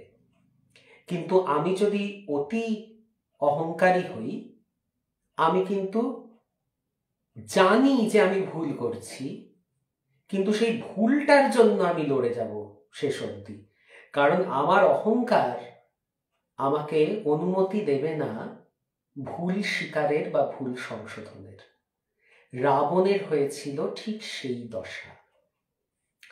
এবারে হনুমানজি এসে যখন তছনছ করে দিয়ে গেছেন লঙ্কাকে, একটি মাত্র বানর, আবারও বলছি, তারা কিন্তু বনবাসী মানুষ, তারা কিন্তু আজকের বাঁদর নয়, বানর, অরণ্যবাসী মানুষ। এবং তারা কিন্তু খুব অরণ্যবাসী বলে তাদেরকে কিন্তু সুসভ্য না ভাবার মতো কোনো কারণ নেই। অত্যন্ত রিচ সিভিলাইজেশন যাকে বলে, সেই রকম একটা সভ্যতা ছিল কিন্তু বানরদের। শুধুমাত্র তারা অরণ্যচারী ছিলেন। অরণ্যচারী মানে তারা কিন্তু অসভ্য সেটা কিন্তু নয়, তারা অত্যন্ত সুসভ্য নাগরিক এবং অত্যন্ত সুন্দর প্রাচুর্য প্রতিপত্তিশালী তাদের নগরী, কিন্তু তারা অরণ্যবাসী। অরণ্যের মধ্যেই সভ্যতাটাকে তারা গড়ে তুলেছেন এবং সীমাবদ্ধ রেখেছেন। তো সেই একজন ওরকম অরণ্যচারী এসে এই সমস্ত কিছু কাজ করে দিয়ে গেল। রাবণ তো মেনে নিতে পারছেন না। তিনি তো পরের দিন বিরাট সভা ডেকে বলছে, ছি ছি ছি, এ কি অবস্থা, এ কি করছো, যে তোমরা এত বড় বড় বীর থাকতে একজন বানর এসে পুরো সমস্ত কিছু তুলকালাম করে দিয়ে চলে গেল। রাবণের অহংকারে দর্পে প্রচন্ড চোট লেগেছে। এবারে সেই মন্ত্রণাতে সবাই রয়েছে, তার পুত্র ইন্দ্রজিৎ রয়েছেন, কুম্ভকর্ণ রয়েছেন, তিনি তখন জাগ্রত অবস্থায়, কুম্ভকর্ণ রয়েছেন, বিভীষণ রয়েছেন, আরো অনেক প্রহস্ত, এরকম বিভিন্ন ধরনের তার অসুর যে বিভিন্ন সভাসদ যারা ছিল, মন্ত্রী শান্ত্রী সেনাপতি প্রত্যেকে আছে। তো এইটা করে এবারে আমরা দেখব বিভীষণ, যেখানে বিভীষণকে বিতরণ করা, মানে কি বলা হয়, হ্যাঁ বিতরণই তো বলে, বিতাড়িত করা হবে, বিতরণ তো ছড়িয়ে দেওয়া, হ্যাঁ বিতাড়িত করা হবে, যেখানে বিভীষণকে বিতাড়িত করা হবে সেই জায়গাটা। এবং এখানটা কিন্তু খুব ইন্টারেস্টিং, এখানে আমরা অনেকগুলো বিভিন্ন মনস্তাত্ত্বিক দিক কতগুলো দেখব। এটা কিন্তু আমরা রামায়ণ এভাবে কখনো আমরা দেখি না সাধারণত। আমি বারবার করে একটা বলছি, আমরা যেভাবে রামায়ণকে দেখি, আমরা একটা কাঠামো দেখি, আমরা গল্পের মূল ভাবটাকে আমরা ওইভাবে দেখি। হ্যাঁ, রাবণ চুরি করেছিল, বিভীষণ বললো এটা করা উচিত না, তুমি সীতাকে ফেরত দিয়ে দাও, রাবণের পছন্দ হলো না, বিভীষণকে তাড়িয়ে দিলেন, ব্যাস 2 লাইন। তারপর বিভীষণ চলে এলেন রামচন্দ্রের কাছে, রামচন্দ্রকে সাহায্য করলেন, এই 2-3 লাইনের মধ্যে কিন্তু এই গল্প সারা হয়ে যায়। কিন্তু এর ভেতরে ঘটনাটা সত্যিকারের যখন ঘটেছিল, ঋষি বাল্মীকি যেভাবে লিখেছেন, এর মধ্যে অনেকগুলো মনস্তাত্ত্বিক দিক ছিল যেগুলো বোঝার আছে। এখানে আমরা দেখব রাবণের পার্ষদ যারা, তাদের মধ্যে কত রকমের মানুষ আছেন বা রাক্ষস আছেন, যাদের এক একজনের এক এক রকম মনস্তত্ত্ব। এটা খুব ইন্টারেস্টিং একটা জায়গা কিন্তু। তাহলে পাঠ করি। হ্যাঁ, তো এই সমস্ত কিছু হলো। এই সকল এবারে রাক্ষসরা তো চেঁচাচ্ছে, হ্যাঁ হ্যাঁ আমরা তোমার সঙ্গে আছি, আমরা তোমার সঙ্গে আছি, রাবণকে সব বলছেন। তারপরে কি হলো? এই সকল উৎসাহী রাক্ষসগণকে থামিয়ে এবং বসিয়ে দিয়ে বিভীষণ কৃতাঞ্জলি পুটে বললেন, আর্য, সাম, দান, ভেদ এই 3 উপায়ে যা পাওয়া যায় না তার জন্যই বলপ্রয়োগ বিধেয়। তোমাদের সাম, দান, ভেদ এবং দণ্ড এই 4টের কথা আগে বলেছিলাম, কাজে এর মধ্যে আমি আর ঢুকছি না। আগে কিন্তু এটা আলোচিত আছে আগের পর্বে। দণ্ড হচ্ছে পানিশমেন্ট দেওয়া। যখন সাম, দান, ভেদ করে কিছু হচ্ছে না তখন দণ্ড দেওয়া বিহিত। যে শত্রু অসাবধান, অন্য কর্তৃক আক্রান্ত বা দৈববশে বিপন্ন, অবস্থা বুঝে তাকেই আক্রমণ করতে হয়। কিন্তু রাম এ প্রকার নন। কোন সাহসে তার সঙ্গে যুদ্ধ করবে? কে আগে ভেবেছিল যে সাগর লঙ্ঘন করে হনুমান এখানে আসবে? যে শত্রুর বলবীর্যের পরিমাণ করা যায় না তাকে অবজ্ঞা করা কদাপি উচিত নয়। রাক্ষস রাজের কি অপকার রাম করেছিলেন যার জন্য তার ভার্যাকে অপহরণ করা হয়েছে? খর নিজের অধিকার লঙ্ঘন করেছিল, তাই রাম তাকে মেরেছেন, কারণ সকলেরই যথাশক্তি আত্মরক্ষা কর্তব্য। বৈদেহীকে হরণের ফলে আমাদের মহা বিপদ হবে, তাকে মুক্তি দেওয়াই উচিত। মহারাজ, রামের সঙ্গে অনর্থক শত্রুতা করো না।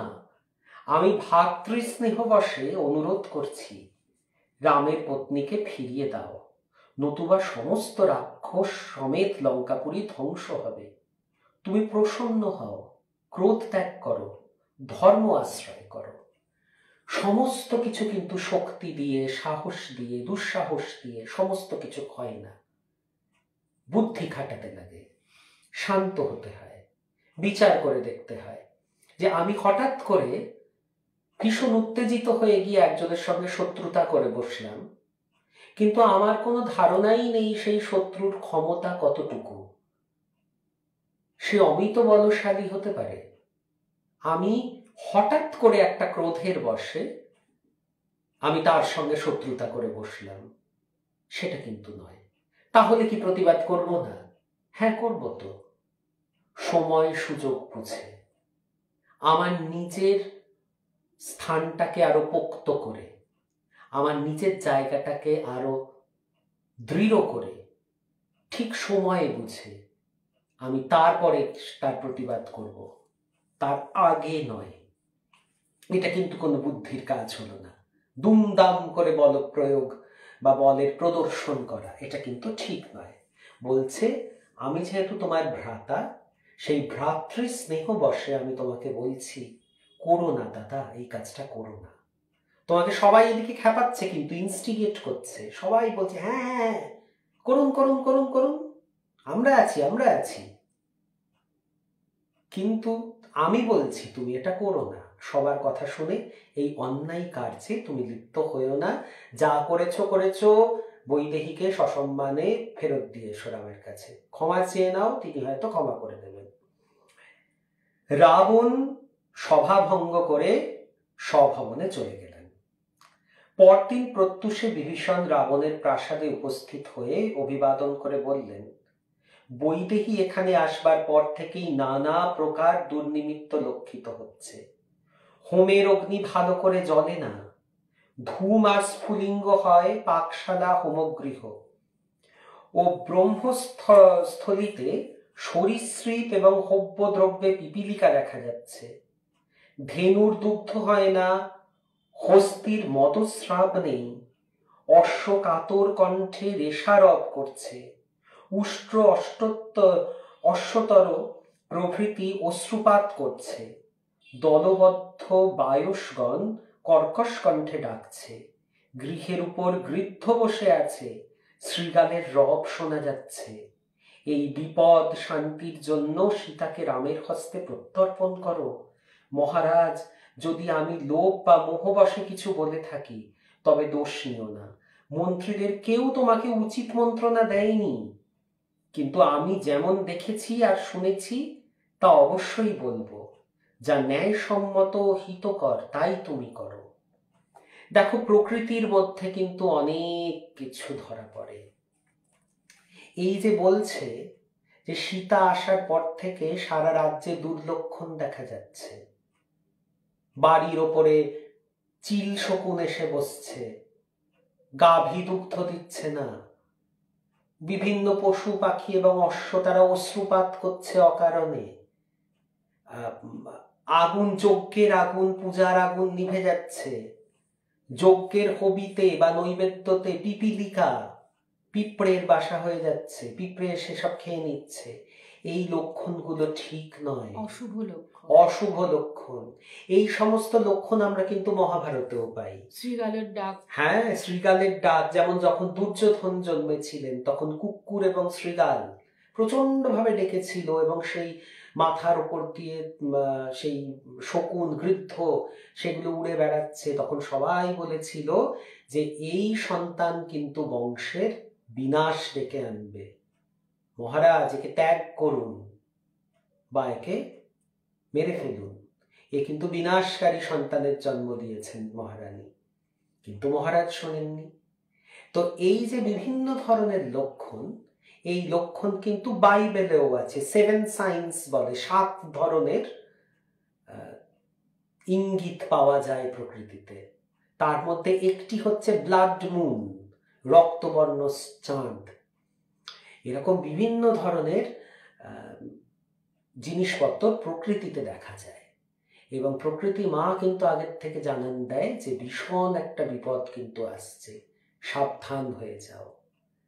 সেইগুলো এবারে তিনি বলছেন যে আর আমার অপরাধ নিও না দাদা, তোমার মন্ত্রীরা কিন্তু তোমার অহংকারকে শুধু উদ্দীপিত করছে, ওরা কিন্তু তোমাকে সঠিক শুভ মন্ত্রণা দিচ্ছে না, অতএব তাদের মন্ত্রণা তোমার পক্ষে গ্রহণীয় নয়। আমি তোমার ভ্রাতা, আমি কিন্তু শুধুমাত্র ন্যায়ের কথাই বলবো। আমি তোমাকে প্রীত করার জন্য আমি এমন কোনো কথা বলবো না যেগুলো তোমার পক্ষে অন্তে অহিতকর হবে। রাবণ সরসে উত্তর দিলেন, আমি ভয়ের কোনো কারণ দেখছি না। রাম কখনোই সীতাকে ফিরে পাবেন না। সে যদি ইন্দ্রাদি দেবগণকেও সঙ্গে নিয়ে আসে তথাপি যুদ্ধে আমার সম্মুখে দাঁড়াতে পারবে না। সীতার চিন্তায় আত্মীয় স্বজনের নিকট সম্মানের হানি হওয়ায় এবং নিজ পাপকর্মের গ্লানিতে রাবণ ক্লিষ্ট হতে লাগলেন। এখন কিন্তু সীতা শুধু তার কাছে একটা প্যাশন নয়, সীতা একটা অবসেশন হয়ে দাঁড়িয়েছেন, এবং তার সঙ্গে মিশে গেছে অহংকার, ইগো, যে আমি এখন তিনি যা হয় হয়, সীতাকে ছাড়া যাবে না, সীতাকে ছাড়া যাবে না, কারণ তাতে আমার অহংবোধ ক্ষতিগ্রস্ত হবে, আমার আহত হবে আমার অহংবোধ, এটা কিছুতেই মেনে নেওয়া যাবে না। রথারোহণে, হ্যাঁ, তারপরে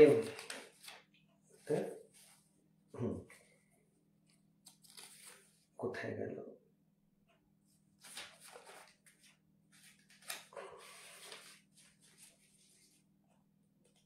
হ্যাঁ, এইবারে কি হলো যে তিনি পরের দিনের কথা হচ্ছে যে তিনি আবার গিয়ে বসেছেন। এবারে মহাবল কুম্ভকর্ণের সঙ্গে তার কথোপকথন আছে। তখন রাবণ প্রহস্তকে বললেন, তোমার অধীন যে সুশিক্ষিত চতুরঙ্গ বল আছে তাদের নগর রক্ষায় নিযুক্ত করো।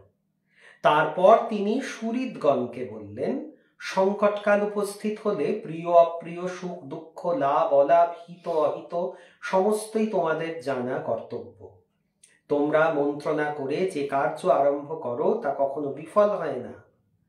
তোমাদের যত্নেই আমি সমৃদ্ধি লাভ করেছি। এখন আমি তোমাদের সকলের সাহায্য চাচ্ছি। মহাবল কুম্ভকর্ণ 6 মাস সুপ্ত ছিলেন, সেজন্য তাকে কিছু জানাইনি। এখন তিনি জাগরিত হয়েছেন। আমি দণ্ডকারণ্য থেকে রামের প্রিয়া মহিষীকে হরণ করে এনেছি, কিন্তু সেই অলস গামিনী আমার শয্যায় আসতে চান না। তাঁর তুল্য রূপবতী আমি ত্রিলোকে দেখিনি। তার জন্য আমি অনঙ্গ তাপে পীড়িত হয়ে আছি। তিনি রামের প্রতীক্ষায় 1 বৎসর সময় চেয়েছেন, আমিও তাতে সম্মতি দিয়েছি। রাম তার বানর সেনা নিয়ে কি করে সাগর পার হয়ে আসবে? কিন্তু কার্যের গতি বোঝা দুঃসাধ্য। একটা মাত্র বানর এখানে এসে আমাদের মহা ক্ষতি করে গেছে। মানুষ থেকে আমাদের কোনো ভয় নেই, তথাপি তোমরা বিচার করে কর্তব্য স্থির করো।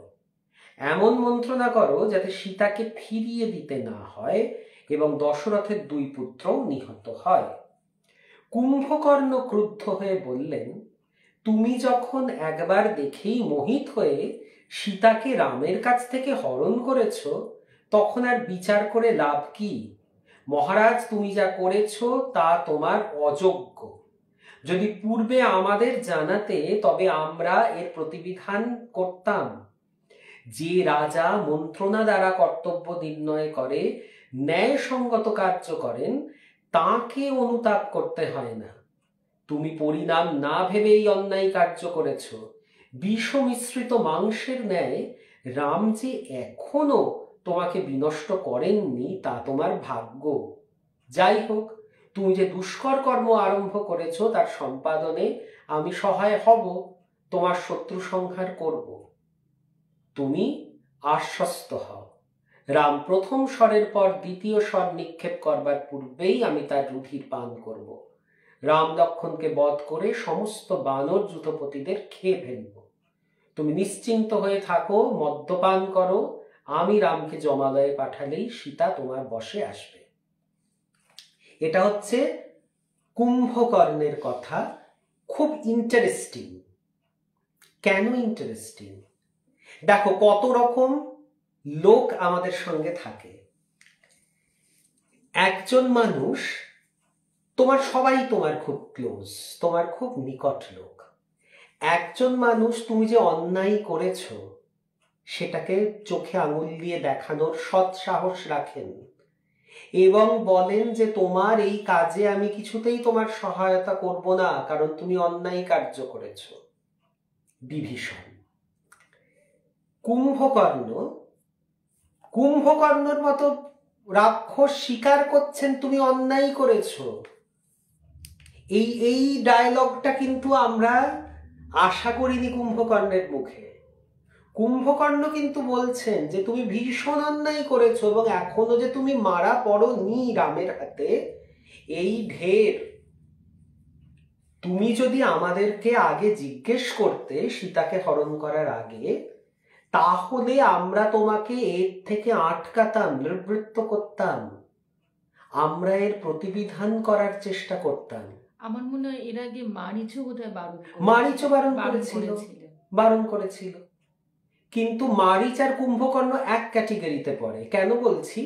কুম্ভকর্ণ বলছেন যে হ্যাঁ তুমি অন্যায় করেছো, কিন্তু যেহেতু তুমি আমার নিজের লোক, আমি তোমার হয়ে লড়ে যাব শেষ অবধি। আমি কিন্তু তোমার কাজটাকে আমি কিন্তু সমর্থন করি না। তুমি যে কাজটা করেছো বৈদেহীকে হরণ করা, সেটাকে আমি কিন্তু সহমত পোষণ করি না। কিন্তু তুমি যেহেতু আমার বরদা, তুমি যেহেতু আমার উপর আস্থা রাখো, তাই তোমার হয়ে আমি লড়ে যাব। আমি আমার সর্বশক্তি দিয়ে লড়ব। তাহলে একজন হলো যারা তোমার দোষ দেখে এবং তোমার বিরোধিতা করে তোমার মুখের ওপর দাঁড়িয়ে, যে না এটা তুই করবি না বা এটা তুমি করবে না, এটা করলে কিন্তু আমি তোমাকে সাহায্য করব না, একজন। দ্বিতীয় জন হচ্ছে যে জানে তুমি অন্যায় করেছ, কিন্তু যেহেতু তুমি তার প্রিয়, সেহেতু সে তোমাকে ত্যাগ করে না। আমরা মহাভারতের সময় গিয়ে কিন্তু এরকম চরিত্রগুলোকে দেখতে পাবো। অন্যায় যে করেছে, বিভীষণ অনেকটা বিদুরের মতো, যে সে ন্যায় পরায়ণ, সে বারবার করে বলছে মহারাজ যা হচ্ছে অন্যায় হচ্ছে। কুম্ভকর্ণ হচ্ছে অনেকটা কর্ণের মতো, যে হ্যাঁ দুর্যোধন যা করেছে ঠিক আছে, দোষ করেছে, কিন্তু আমার বন্ধু, আমি তাকে ত্যাগ করতে পারবো না। এটা হচ্ছে কুম্ভকর্ণের। আমরা কিন্তু কেউ কখনো, আমরা কুম্ভকর্ণর এই বিশ্লেষণে আমরা কখনো যাইনি। আমরা কুম্ভকর্ণকে দেখেছি একটা বিরাট দৈত্য যে সারাদিন ঘুমোয়, আবার 6 মাস উঠে পড়ে, এরকম একটা একটা মোটামুটি একটা কমিক্যাল ক্যারেক্টার। তারও যে একটা মনুষ্য, তারও যে তার ভেতরেও যে বিবেক আছে, সেটা আমরা কখনো মানে একদম, এবং তার ন্যায় অন্যায় বোধ খুব তীক্ষ্ণ। সে বুঝেছে এবং ভর্ৎসনা করছে যে রাজা মন্ত্রীদের মন্ত্রণা না শুনে কোনো কাজ করে, সে রাজাকে তো কিছুতেই সাপোর্ট করা যায় না, তার পাশে থাকা যায় না। কিন্তু তুমি আমার ভ্রাতা, তুমি আমার ওপর আস্থা রাখো, আমি তাই তোমার সঙ্গে কিন্তু লড়ে যাব, মানে তোমার হয়ে আমি লড়ে যাব। এবং তার বিশাল চেহারা, বিরাট ক্ষমতা, সে বলছে আমি রামকে টিকতেই দেব না, আমি প্রথম দিনেই রামকে বিনষ্ট করে দেব। সেটা কি তোমার মনে হয় উনি জানেন রাম কত বড় যোদ্ধা, তার জন্য দাদাকে ভর্ৎসনা করেছেন? হ্যাঁ, উনি জানেন ফল কিন্তু ভালো হবে না, সত্ত্বেও দাদাকে তিনি এই কথা দাদাকে বলছেন, মানে যেহেতু আমার আত্মীয় বা আমার প্রিয় মানুষ, সেহেতু তাকে আমি তার অন্যায়েও আমি তার সঙ্গ দিচ্ছি। বিরাট চরিত্র, কিন্তু বিরাট চরিত্র। হ্যাঁ, আমরা কুম্ভকর্ণকে দেখিনি, কিন্তু আমি কুম্ভকর্ণ এটা মানতে পারি না, কারণ এটা সম্পূর্ণ আমাদের ভগবান শ্রীকৃষ্ণর কথার বিরোধী, গীতার বিরোধী। গীতায় বলেছিলেন কে তোমার ঠাকুরদা, কে তোমার ভাই, কে তোমার কে। ধর্মযুদ্ধ হচ্ছে, ন্যায় অন্যায় মুখোমুখি দাঁড়িয়ে লড়াই করছে। এখানে কোনো আত্মীয়তার জায়গা নেই, কোনো ভালোবাসাবাসীর জায়গা নেই, ধার্মিক আর অধার্মিক। রামায়ণ কিন্তু শুধুমাত্র সীতাকে লাভ করার গল্প নয়, রামায়ণ হচ্ছে ধর্ম এবং অধর্মের লড়াই। শুধুমাত্র সীতা একটা উপলক্ষ মাত্র, কিন্তু শুধুমাত্র সীতাকে উদ্ধার করাটা কিন্তু রামায়ণের কাহিনী নয়। রামায়ণের কাহিনীও সেই মোড়ে এসে দাঁড়ায় যেখানে ধর্মের সঙ্গে অধর্মের লড়াই হচ্ছে। এখানেও সেই রকম। তো আমরা দুটো চরিত্র পেলাম। এবারে দেখি আর কেউ আছে কিনা। মহাবল মহাপার্শ্ব ক্ষণকাল চিন্তা করে বললেন, সাপত সংকুল বনে প্রবেশ করেও যে মধুপান করে না সে মূর্খ। মহারাজ, আপনি সকলের প্রভু, আপনার আবার প্রভু কে? আপনি শত্রুর মাথায় পা দিয়ে বৈদেহীকে ভোগ করুন, কুকুট বৃত্তি অবলম্বন করে সীতাকে বারবার সবলে আক্রমণ করুন। আপনার কামনা পূর্ণ হলে আর কিসের ভয়? যাই ঘটুক অনায়াসে তার প্রতিবিধান করতে পারবেন। কুম্ভকর্ণ আর ইন্দ্রজিৎ বজ্রধারী ইন্দ্রকেও নিবারণ করতে সমর্থ। সাম, দান, ভেদ এই 3 উপায় বর্জন করে দণ্ডকেই আমরা শ্রেষ্ঠ উপায় মনে করি। মহাপার্শ্বের প্রশংসা করে রাবণ বললেন, একটি পূর্ব কথা বলছি শোনো। পুঞ্জিকস্থলা নামে এক অপ্সরা আকাশ মার্গে পিতামহ ব্রহ্মার কাছে যাচ্ছিল। আমি তাকে সবলে ধরে বিবসনা করি। তখন সে দলিত নলিনীর ন্যায় ব্রহ্মার কাছে গিয়ে অভিযোগ করল। ব্রহ্মা ক্রুদ্ধ হয়ে আমাকে অভিশাপ দিলেন, আজ থেকে তুমি যদি বলপূর্বক অন্য নারীর সঙ্গম করো তবে তোমার মস্তক শতধা বিদীর্ণ হবে। এই কারণে আমি সীতার প্রতি বল প্রয়োগ করতে পারছি না। রাম আমার পরাক্রম জানে না, তাই এখানে আসছে। ক্রুদ্ধ কৃতান্তের ন্যায় যে সিংহ গিরিগুহায় শুয়ে আছে তাকে সে জাগাতে ইচ্ছা করছে। দেখো, এইখানে আরেকটা ক্যারেক্টার এলো যার নাম হচ্ছে মহাপার্শ্ব, এবং সে হচ্ছে সর্বদিক দিয়ে নিকৃষ্টতম চরিত্র। সে কি করছে? সে অন্যায়কে বলছে না না না না, যা করেছো খুব ভালো করেছো, দারুণ করেছেন মহারাজ, এর থেকে ভালো কাজ হয় না। সামনে মধু ভাণ্ড আছে, আপনি মধু খাবেন না? দেখো কিরকম কিরকম মানুষ দ্বারা আমরা পরিবৃত হই। 3টে সুস্পষ্ট সাইকোলজি আমাদের সামনে রামায়ণ নিয়ে আসে। এই ছোট ছোট জায়গাগুলো আমরা আসলে ঠিক মতো পড়ি না, তো আমাদের কিন্তু অনেক শিক্ষণীয়, প্রত্যেকটা ছত্র শিক্ষণীয়।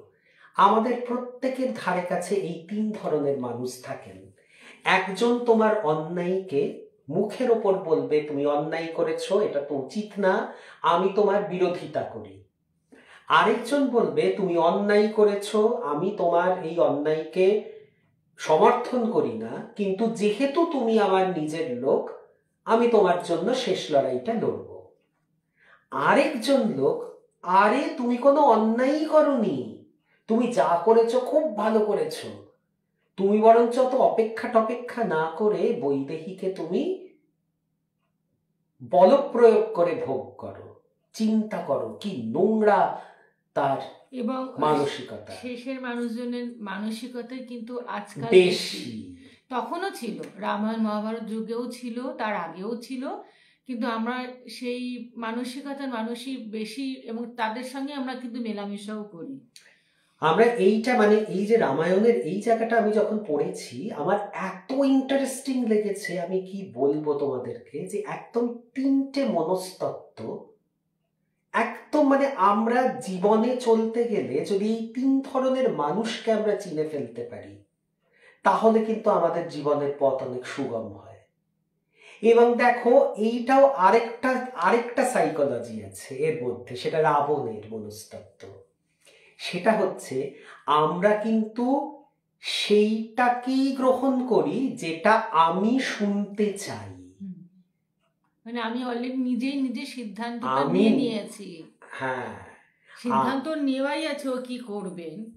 এবারে আমি চাইছি এমন কিছু লোক যারা আমার এই সিদ্ধান্তকে অকপটে স্বীকার করে নেবে, সমর্থন করবে আমাকে। আমরা সেই সব লোকই খুঁজি। কাজেই বিভীষণের কথা তার একেবারে অপছন্দ, কুম্ভকর্ণের কথাও তার খুব একটা পছন্দ হয়নি, কিন্তু যেহেতু কুম্ভকর্ণ বলেছে যে আমি তোমার হয়ে লড়বো, তাই বিভীষণের মতো তাকে তাড়িয়ে দিতে পারেননি। কুম্ভকর্ণ মহাবলশালী, আর এই মহাপার্শ্বকে তার খুব ভালো লেগেছে, বলছে তুমি একদম সঠিক কথাটা বলেছ, কিন্তু আমি বল প্রয়োগ করতে পারছি না, কারণ আমার উপর ব্রহ্মার একটা অভিশাপ আছে।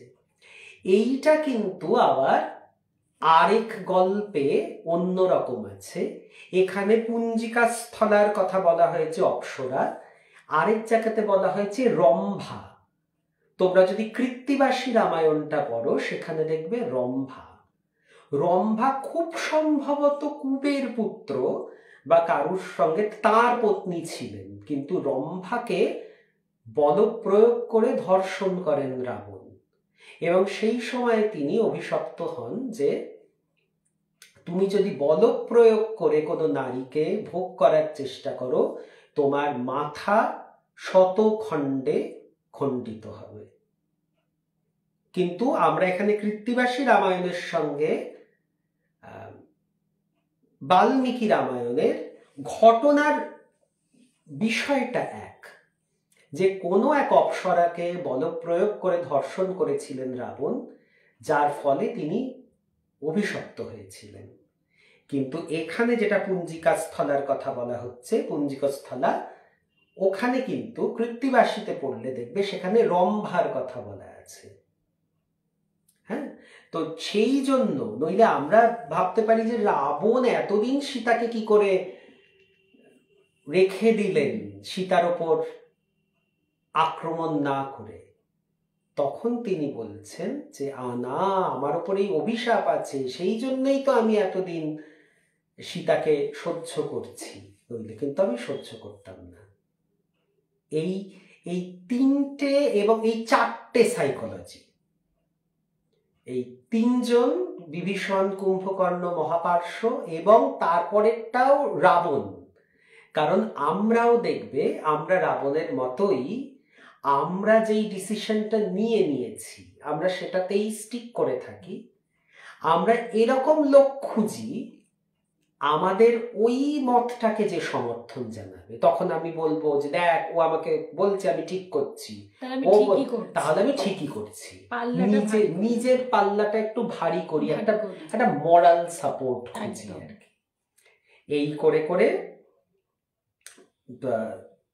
তিনি এইভাবে এটা শেষ হলো।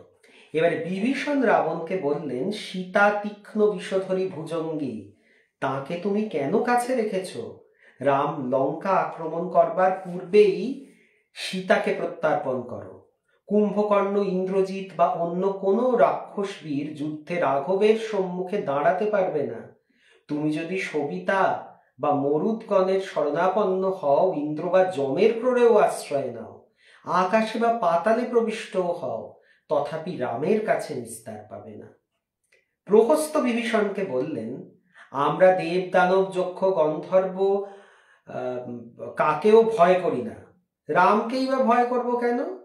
বিভীষণ উত্তর দিলেন, অধার্মিকদের যেমন স্বর্গলাভ হয় না, সেইরূপ তোমাদের অভীষ্ট পূর্ণ হবে না।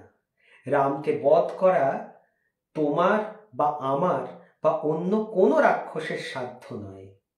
প্রহস্ত, রামের তীক্ষ্ণ বাণ এখনো তোমার শরীর ভেদ করেনি, তাই তুমি গর্বিত কথা বলছ। এই রাক্ষসরাজ কাম বাসনে অভিভূত, ইনি উগ্র প্রকৃতি, অবিবেচক। তোমরা এর মিত্ররূপী শত্রু রাক্ষসকুলের নাশের নিমিত্ত তোমরা এর মতে মত দিচ্ছ যে তোমরা মিত্ররূপী শত্রু। তো তোমরা নিজেকে বন্ধু বলছো, নিজেকে মন্ত্রী বলছো, তোমরা তো ভুল করছো। তোমাদের এই কারণে, তোমাদের এই মোসাহেবির কারণে তোমরা তো গোটা রাক্ষসকুলকে তোমরা বিপদে ফেলছো। কি করছো এটা? জয়িতাদি বলেছেন, এখানে বাল্মীকি রামায়ণ কাব্য চরিত্র বিশ্লেষণের মধ্যে দিয়েই তার তাৎপর্য। একদম একদম দিদি। এবারে বৃহস্পতি তুল্য জ্ঞানবান বিভীষণের উপদেশ শুনে ইন্দ্রজিৎ বললেন, কনিষ্ঠতা, তো আপনি অত্যন্ত ভীত ব্যক্তির ন্যায় কি অর্থহীন বাক্য বলছেন। এই রাক্ষস কুলে যে জন্মগ্রহণ করেনি সেও এমন কথা বলবে না। আমাদের কুলে কেবল আপনারই বল, বীর্য, ধৈর্য আর তেজ নেই। রাম লক্ষ্মণকে যে কোনো রাক্ষস বধ করতে পারে। আপনি আমাদের অনর্থক ভয় দেখাচ্ছেন। আমি ত্রিলোকনাথ ইন্দ্রকে পরাজিত করেছি, ঐরাবতের দন্ত উৎপাটিত করেছি। সেই দুই সামান্য রাজপুত্রকে ভয় করব কেন? বিভীষণ উত্তর দিলেন, বৎস, তুমি অপক্ক বুদ্ধি বালক, তাই আত্মনাশকর অর্থহীন প্রলাপ বকছ। তুমি কেবল নামেই রাবণের পুত্র, তাই তার বিপদের কথা শুনেও তাকে নিবারণ করছো না। তুমি দুর্বুদ্ধি হঠকারী বালক, যে তোমাকে এই মন্ত্রণা সভায় এনেছে, সে আর তুমি উভয়ই নিহত হবে। রাবণ পুরুষ বাক্যে বলল, শত্রু আর ক্রুদ্ধ সর্পের সঙ্গেও বাস করা ভালো, কিন্তু শত্রুর পক্ষপাতী মিত্র নামধারীর সঙ্গে বাস করা উচিত নয়। জ্ঞাতির স্বভাব আমার জানা আছে। এক জ্ঞাতি অপর জ্ঞাতির বিপদে হৃষ্ট হয়। বংশের যে প্রধান এবং সর্ববিষয়ে শ্রেষ্ঠ, তার অপমান ও পরাভবের চেষ্টা করে। পাশধারী মানুষের দেখে পদ্মবনে হস্তির কি বলেছিল শোনো, অগ্নি, অস্ত্রশস্ত্র বা পাশ আমাদের পক্ষে ভয়ঙ্কর নয়, ঘোর স্বার্থপর জ্ঞাতিরাই আমাদের ভয়ের কারণ। রাবণ বলছে, আত্মীয়রাই হচ্ছে সর্বনাশের কারণ। তুমি আত্মীয়, অতএব তুমি আমার সর্বনাশের। আমি যেহেতু বলে, বীর্যে, সমস্ত দিক দিয়ে তোমার থেকে শ্রেষ্ঠতর, তোমার জ্যেষ্ঠ, তুমি আমার ক্ষতি চাইছ, তুমি আমার বিনাশ চাইছ, তুমি ঈর্ষান্বিত হয়ে বলছ। দিয়ে রাবণ আরো বললেন, বিভীষণ, আমি লোকপূজ্য, ঐশ্বর্যশালী ও শত্রু দলনকারী, এ তোমার সহ্য হচ্ছে না। তুমি ভ্রাতৃস্নেহহীন অনার্য। মধুকর যেমন রসপান করে পলায়ন করে, অনার্যের সৌহার্দ্য সেই রূপ। হস্তি যেমন স্নানের পরে শুন্ডে ধুলি দিয়ে দেহ কলুষিত করে, অনার্যের সৌহার্দ্য সেই রকম। কুলাঙ্গার, তোমাকে ধিক। তুমি যা বলেছ তা আর কেউ তা বললে এই মুহূর্তেই তার প্রাণ যেত। এই কঠোর বাক্য শুনে বিভীষণ গদা হস্তে 4 জন রাক্ষসের সঙ্গে অন্তরিক্ষে উঠলেন এবং রাবণকে সক্রোধে বললেন, রাজা, তুমি আমার জ্যেষ্ঠ এবং পিতৃতুল্য মান্য, কিন্তু ভ্রান্ত ও ধর্মভ্রষ্ট। তোমার পুরুষ বাক্য আমি সহ্য করতে পারছি না। তোমার হিতের নিমিত্ত আমি ন্যায্য কথাই বলেছি, কিন্তু যার বিনাশ আসন্ন সে হিতবাক্য শোনে না। তুমি আমার গুরু, তোমার শুভকামনায় যা বলেছি তা ক্ষমা করো। নিজেকে এবং রাক্ষস সমেত এই লঙ্কাপুরী সর্বপ্রকারে রক্ষা করো। তোমার মঙ্গল হোক, আমি যাচ্ছি, তুমি সুখী হও। এবারে কি হলো, আমরা যেটা পড়েছি যে রাবণ বিভীষণকে পদাঘাত করে বার করে দিয়েছিল, এখানে কিন্তু সেটা নেই। এখানে কিন্তু দেখা গেল যে বিভীষণ নিজেই নিজের শস্ত্র গদা হস্তে তিনি অন্তরিক্ষে যাতায়াত করাটা কিন্তু ওদের প্র্যাকটিসে ছিল, পুষ্পক রথ বিমানে যাতায়াত করা। এবং তিনি অন্তরিক্ষে উঠে গিয়ে বললেন যে তুমি আমার ভ্রাতা, তুমি আমার পিতৃতুল্য, তুমি আমার গুরুজন, সমস্ত কিছু মেনে নিয়েও বলছি তুমি যা করছো অত্যন্ত অন্যায় করছো, এর থেকে বিরত থাকো। কিন্তু তুমি যখন আমার কথা শুনলে না, আমি এক্ষুনি এই স্থান পরিত্যাগ করছি, তুমি যা ভালো বোঝো তুমি তাই করো। এইবারে বিভীষণ চলে যাবেন শ্রীরামচন্দ্রের কাছে এবং সেখানে গিয়ে তিনি যুদ্ধে যোগ দেবেন, যা আমরা জানি যে ঘটনাগুলো। তো আজকে এইখানেই আমরা শেষ করব। আর তোমাদের কেমন লাগছে সেটা অবশ্যই আমাদেরকে জানিও।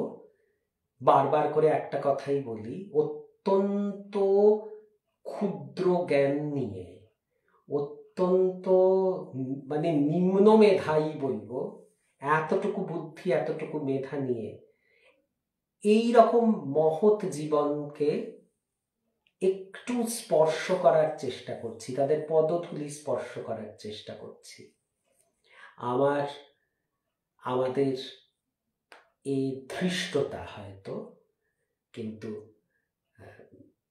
আমরা চেষ্টা করছি মাত্র এই মহাজীবনদেরকে একটু তাদের ছোঁয়া পেতে। তোমাদের সঙ্গে সেটা ভাগ করে নিচ্ছি। তোমাদের ভালো মন্দ যেমনই লাগুক আমাদেরকে জানিও, আমরা সাদরে গ্রহণ করব। কারণ লঙ্কাপতি রাবণের মতো অতটা অহংবোধ এখনো আমাদের নেই। কাজেই যেইখানে মনে হচ্ছে যে তোমাদের যে কোথাও হয়তো ভুল বিশ্লেষণ আছে, আমি যেটুকু বুঝেছি সেইটুকু তোমাদের কাছে পরিবেশন করার চেষ্টা করছি মাত্র। কিন্তু আমরা বারবারই বলে থাকি যে উল্টো দিক থেকে বা তোমরা যারা রয়েছো তারা যদি কোথাও পড়ো, কিছু বোঝো, এটাও তো পড়া হচ্ছে, আমাদেরকেও যদি একটু বুঝিয়ে বলো। আমরা তো অনেক কিছু বুঝতে পারি না, আমাদের সেই বিরাট মেধা কিছু নেই, খুবই সামান্য, তাহলে আমরা উপকৃত হই আর কি। এগুলো তো জীবন দর্শন, বিরাট ব্যাখ্যা এর। জীবনের এক একটা ভাগে এক একজনের কাছে এক এক রকমভাবে কিন্তু ধরা দেয় এগুলো, অন্তত আমি সেটা মনে করি। তাই তোমরা কি বুঝেছো, তোমাদের জীবন চর্চায় তোমরা কিভাবে বুঝতে পারো, সেটা যদি আমাদের সঙ্গে একটু শেয়ার করো, তাহলে আমাদেরও একটু এগিয়ে যেতে সুবিধা হয়, সমৃদ্ধ হই আর কি। সংশোধনের জায়গা তো অনেক রয়েছে, সেই সংশোধনটা তোমাদের কাছ থেকে, কারণ আমরা যারাই আছি, যতজনই আছি ঠাকুরমার গ্রুপে, তারা সবাই কিন্তু ব্রহ্মেরই অংশ। সেই জন্য সবার মধ্যেই সেই আশা করব সুকুমার বৃত্তি এবং সেই উপলব্ধি নিশ্চয়ই আছে, সেই দর্শন আছে বলেই তারা আমাদের এই গ্রুপে রয়েছেন। তো এই আলোচনার মধ্য দিয়ে আমরা চেষ্টা করি নিজেদেরকেও আরো এগিয়ে নিয়ে যেতে। তাহলে আজকের মতো আমাদেরকে বিদায় দাও। ঠাকুর মায়ের সংসারে আরেকটি পর্ব নিয়ে সামনের সপ্তাহে আবার উপস্থিত হয়ে যাব তোমাদের সামনে। যাওয়ার আগে দিব্যত্রয়ীর চরণে আমাদের প্রণাম নিবেদন করে আজকের মতো আমরা বিদায় নেব। ওম স্থাপকায় চ ধর্মস্য সর্বধর্ম স্বরূপিণে অবতারো বরিষ্ঠায় রামকৃষ্ণায় তে নমঃ। জননীং শারদাং দেবীং রামকৃষ্ণং জগদ্গুরুং পাদপদ্মে তয়ো শ্রুত্বা প্রণমামি মুহুর্মুহুঃ। নমো শ্রী জ্যোতিরাজায় বিবেকানন্দ শূরয়ে সচ্চিদ সুখ স্বরূপায় স্বামিনে তাপহারিণে। ঠাকুর, মা, স্বামীজি এবং আমাদের জনার্দন শ্রীনারায়ণের কৃপা সকলের ওপর বর্ষিত হোক, এই প্রার্থনা করে আজকের মতো আমাদের পর্ব সমাপ্ত করছি। শুভরাত্রি। শুভরাত্রি।